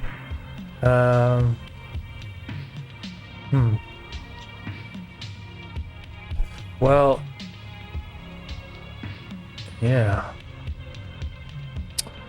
I don't know, man. I'll try. I'll think about that. It doesn't really make sense that he's like. It doesn't really matter. It's a cartoon. Hey, Mattias, what do you think about others expanding your universe like Star Wars visions?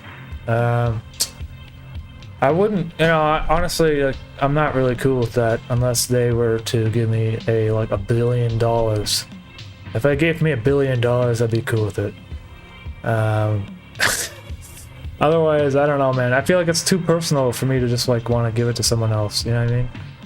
Like, I remember I was talking to some film producer who's like, yeah, we could like maybe like interface could be like presented as some sort of movie or something, and then but then you'd have to get a showrunner. I'm like, and I like looked up like, and I couldn't be the showrunner, and it's like the showrunner is like in charge of like creative decisions and stuff. I'm like, oh, fuck that, man.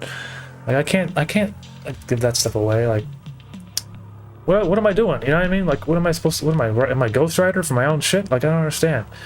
So anyway.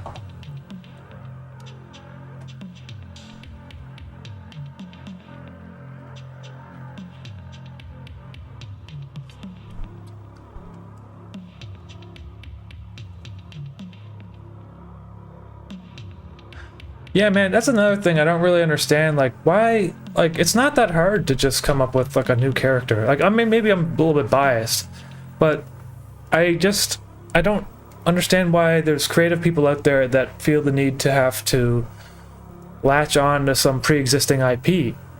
Like, I feel like we have like not enough unique, interesting characters. And there's some people out there, animators on YouTube, that are doing that, like Worthy Kids. He's got like this big top burger thing, completely fresh new characters. I don't, you know. And what's their name? I don't know. There's a lot of YouTubers nowadays. They're just making new stuff, right? And I'm like, I think it's more interesting to follow an artist or a creator that made something completely on their own. That's like, this is whatever it is that they made, it's their character. Because if you're like expanding on someone else's universe, you're not really, are you expressing yourself? You know what I mean? I mean, you can express yourself through story changes and that sort of thing, through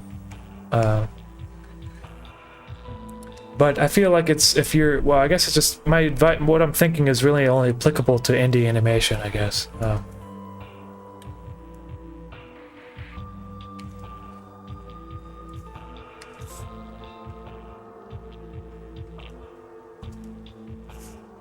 I don't know how to draw. That's just, I don't know how to draw. But yeah, I mean, basically I'm gonna just try to draw his chest being ripped apart and see if I can like animate that as a layer in After Effects.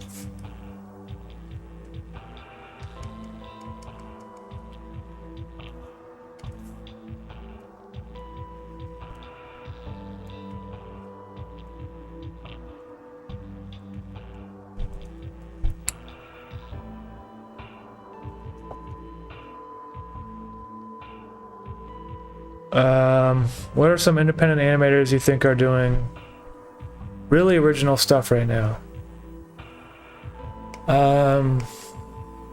Well, everything's derivative of something else, right? But like the Big Les Show seems like something that's very much original, and it's very much like created like with the artist's hand. You can tell like that's what the guy is like. You can get a sense of the place from watching it. So I think the Big Les Show is I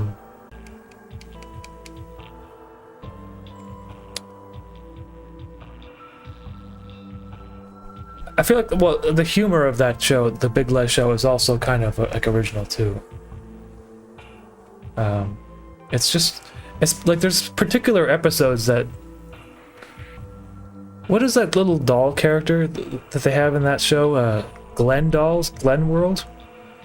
There's like an episode where the guy is like, he's playing with his Glen World dolls in his basement, and that whole episode just felt so bizarre. Like, in terms of humor, like I don't know if that kind of stuff would get made like on television. Like the executives would be like, this doesn't make sense. Like, but I think I found that episode to be particularly funny. So I don't know. He makes kind of like pixelated artwork like I do too. So the Big Les Show, yeah, that's what it is. And it's kind of it's definitely different from my artwork. I mean, it's completely different. It's like way more funnier. It's the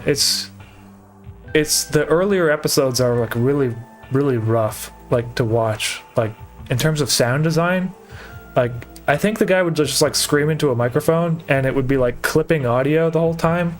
So you're gonna have to like ride the volume a little bit. I mean, in some ways it's kind of funny that way, but at the same time it kind of hurts your ears. But there's a lot of screaming in that show. And I think he does use MS Paint. I don't know if he changed that since, but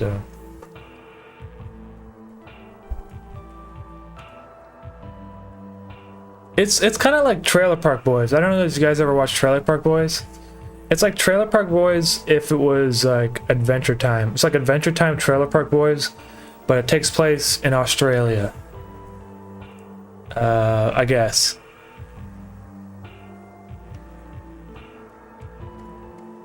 And some of the characters are just hilarious, like Clarence. And like the backstory for Clarence is also hilarious. Like, so I don't know. Yeah, just check that stuff out if you haven't seen it. I really recommend him. He's also kind of similar to me in the sense that he's like makes animations on YouTube and it takes him forever to release them.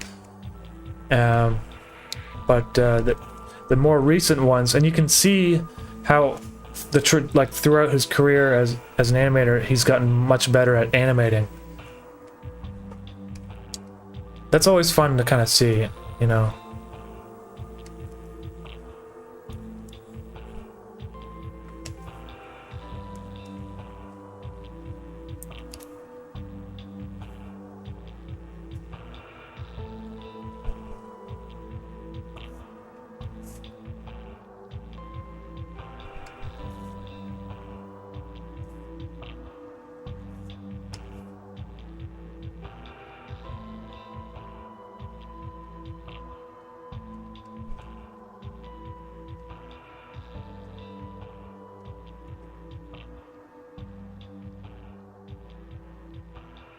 Alright, so I have this kind of like layer here that's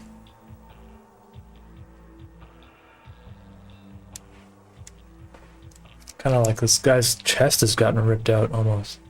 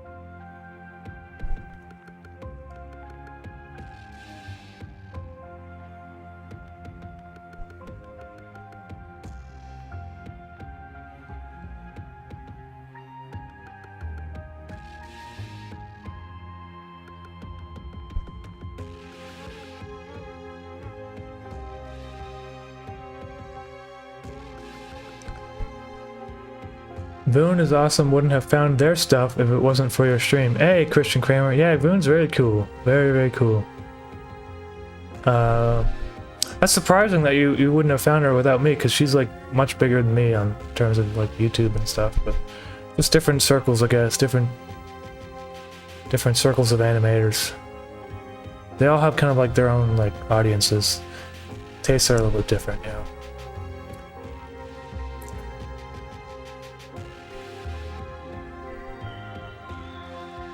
I really like her like paintings for sure. Like the I don't know if she's got like an Instagram page if you click on that, and their paintings are like incredible. Like it's way more interesting than any of it, like most stuff I'd see in museums. Like seriously, I don't know, like what the frig is going on with the art world these days.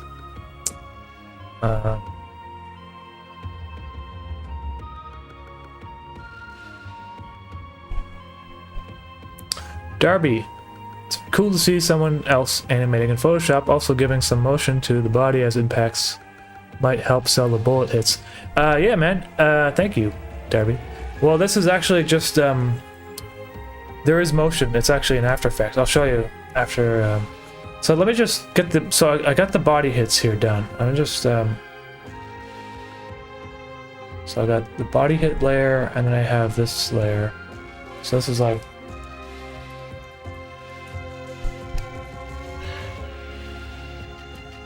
So in After Effects here, let me just extend this out. Oops.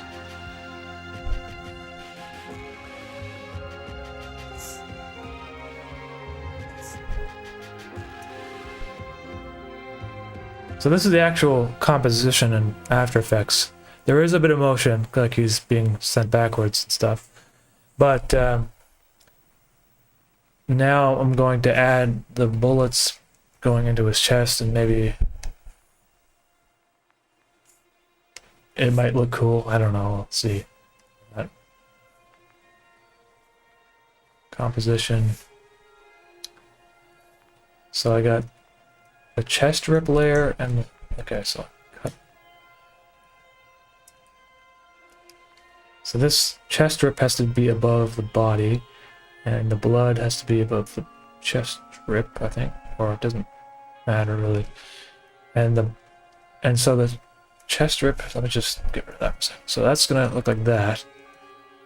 So the chest rip, though, I think I'm gonna animate like getting moving down a bit. So Caustic, just want to drop in, say I think it's wonderful. Hey man, Caustic, I appreciate that. Thank you for the comment.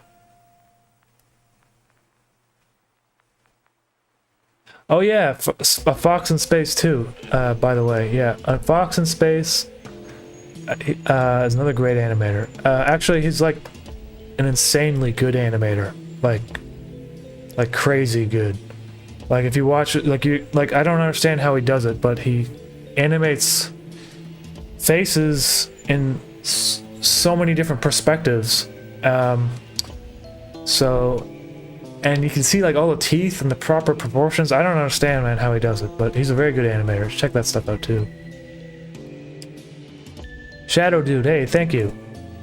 Alright, okay, so what's going on here? I got this chest ripping out. Let me just, I need to make a shape layer so that I can use it as a track mat, so.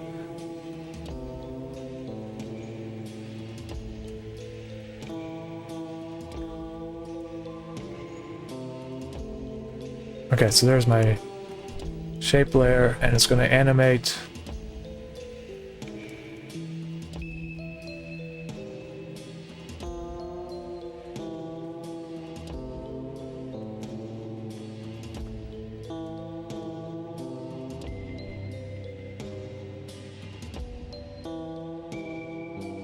Like that.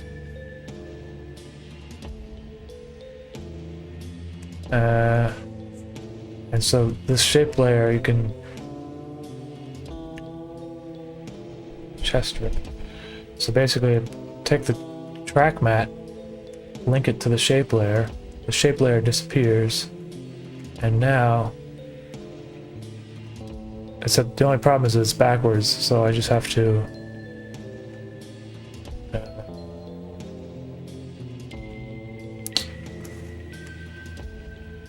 well, there's two different ways you could have done this, but I'm just going to reverse the keyframes. Oh, so now it's actually animating the wrong way. Hold on. I think what I have to do is click this little button here. Or is it this button? Yeah, now it's animating the correct way. It's just a little bit slow. So that means that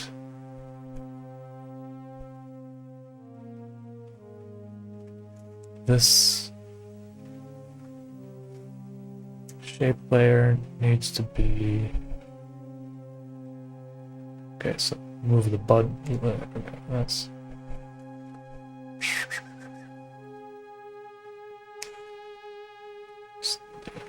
And you can see it looks like too much of like a perfect line right there.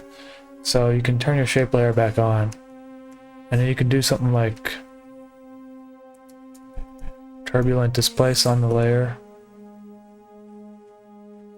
and make the size like really small, and the amount, and so it makes the edge like all torn up and stuff.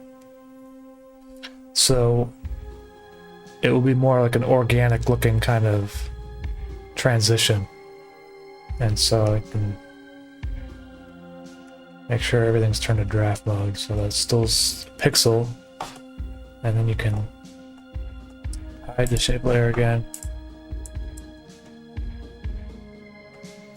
Timing is just a little bit off.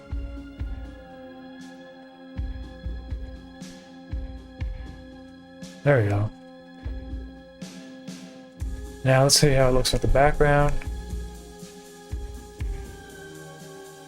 Oh man, that's kind of cool.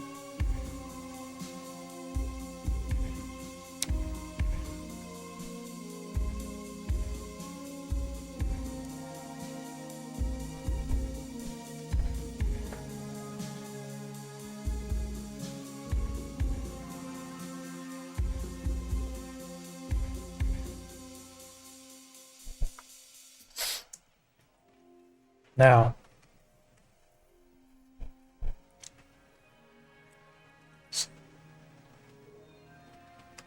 if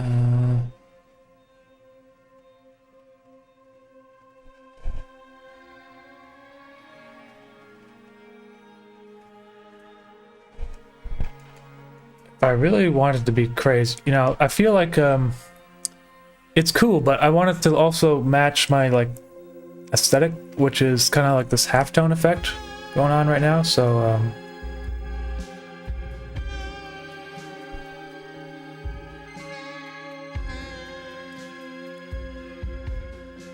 what I might do is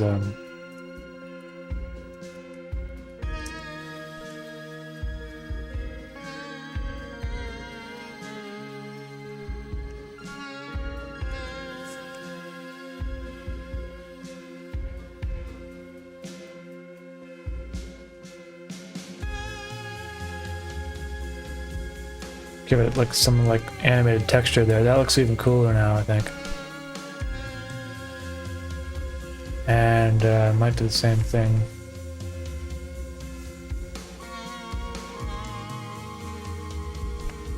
But wondering also.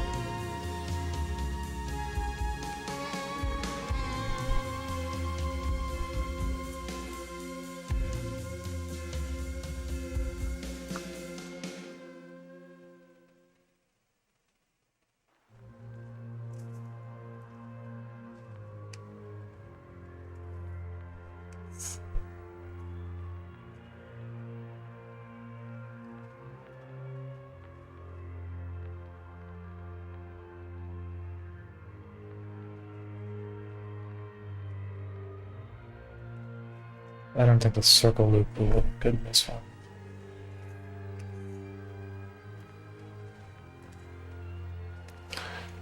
Change the color of the halftone in this.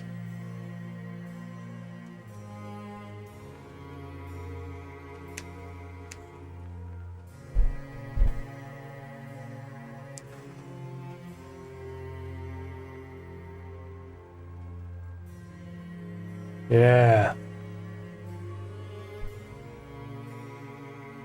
Now it's starting to look cool, man. That slow-mo zoom at the end of episode 2 is too freaking good, Kent.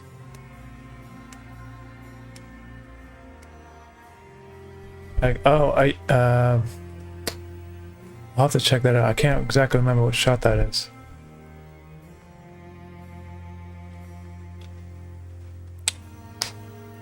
Yeah, he's usually in here, but I think he's just living life like everyone.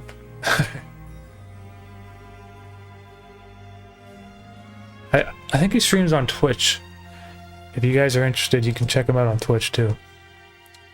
I think that's it for today, guys. I just wanted to do this, like, get this shot composited, and I think I'm like pretty happy with it. I don't want to spend forever working on this kind of thing. Like I have a lot of work to do in terms of this episode, and this shot is pretty cool.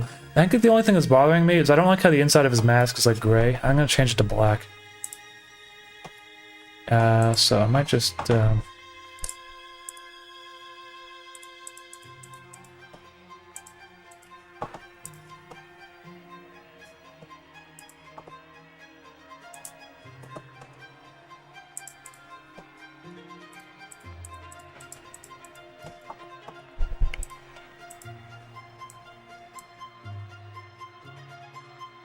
yeah, that's better. It just has a more graphical look to it.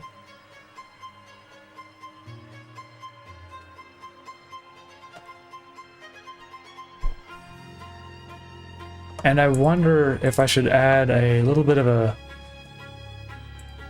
just like a little bit of an outline to the character, just to give him a little bit more of a punch.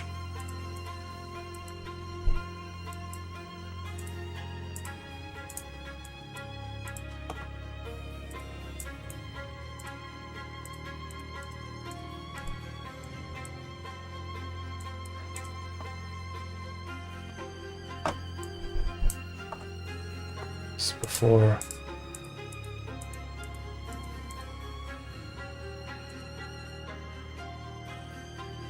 I don't know if it needs it on everything, just maybe his body.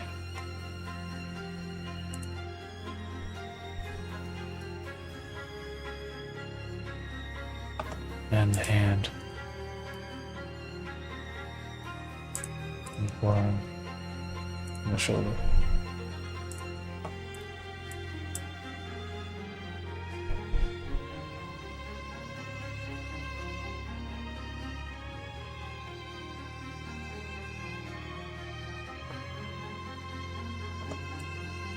And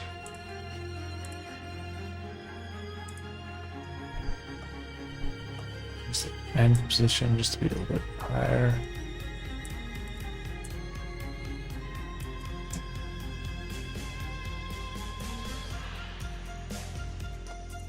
Also, I could do something like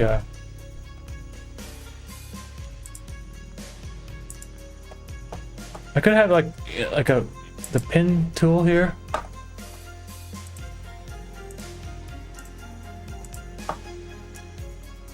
Like I could animate his leg moving a bit.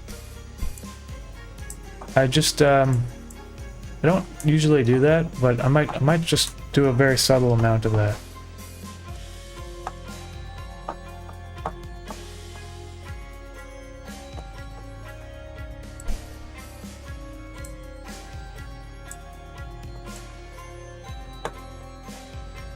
Let me just pin his legs here.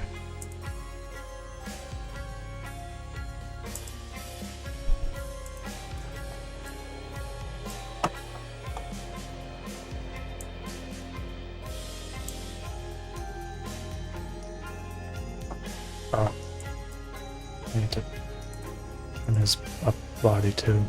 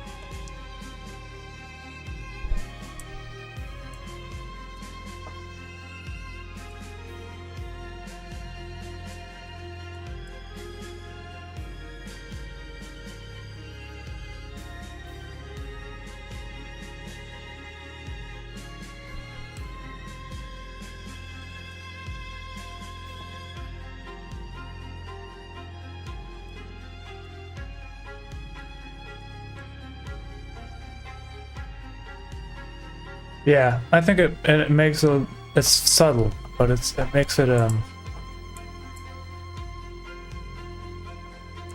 little bit more movement there. It's kind of cool.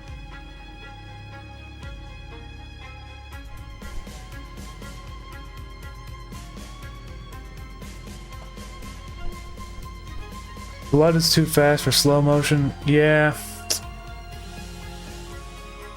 Thing is, it's tricky to like.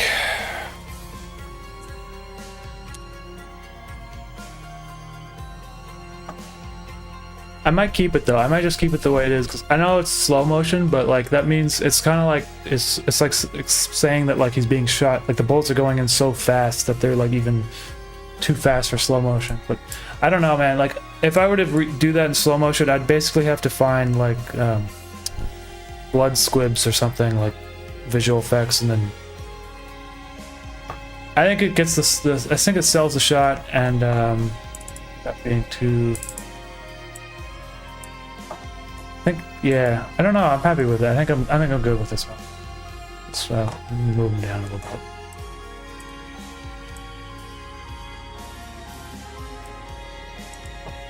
Oh, and maybe I'll just change his hand just a little bit,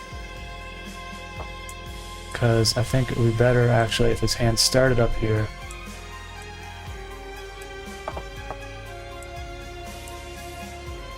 And moved down.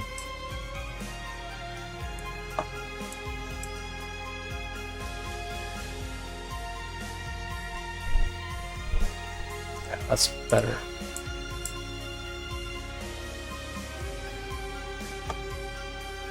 You don't even really notice the movement in his legs and stuff. It's so subtle.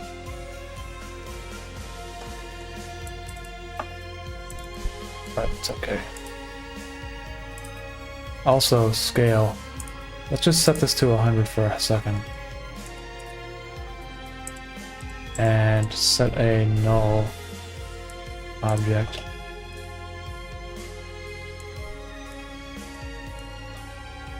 Just call this scale.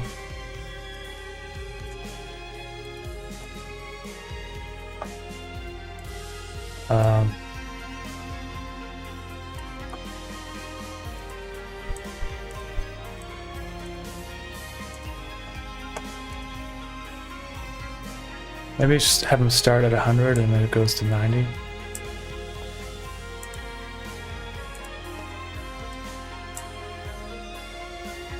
now it looks like he's really going backwards.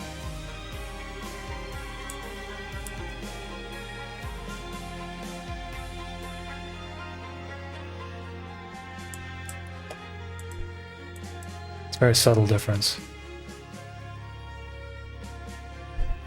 I'm happy with that shot. I'm gonna move on. I'm done. Alright, everyone. Thank you for hanging out with me. Have a good summer. Have a good August. Kenneth McKenzie. The background was done in Cinema 4D using a material that relied on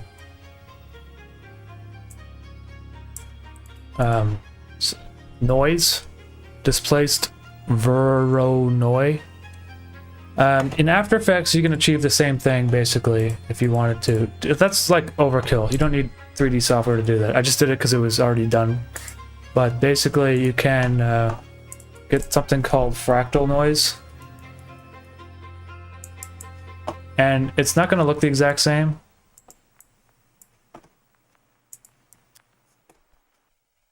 But basically, you can probably get something close.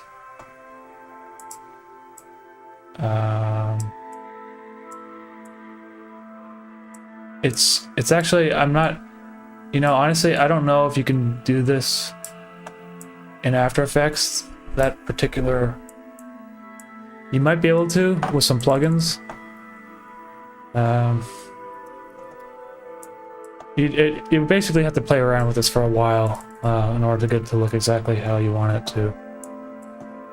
Yeah, that doesn't look anything like it at all. But it's it's still kind of a cool look, but it's just not the right one. I don't know, man. But that's how I did it in Cinema 4D, so. Alright, everyone. Take care for now. Talk to y'all next time. Have a good nighty. Bye-bye.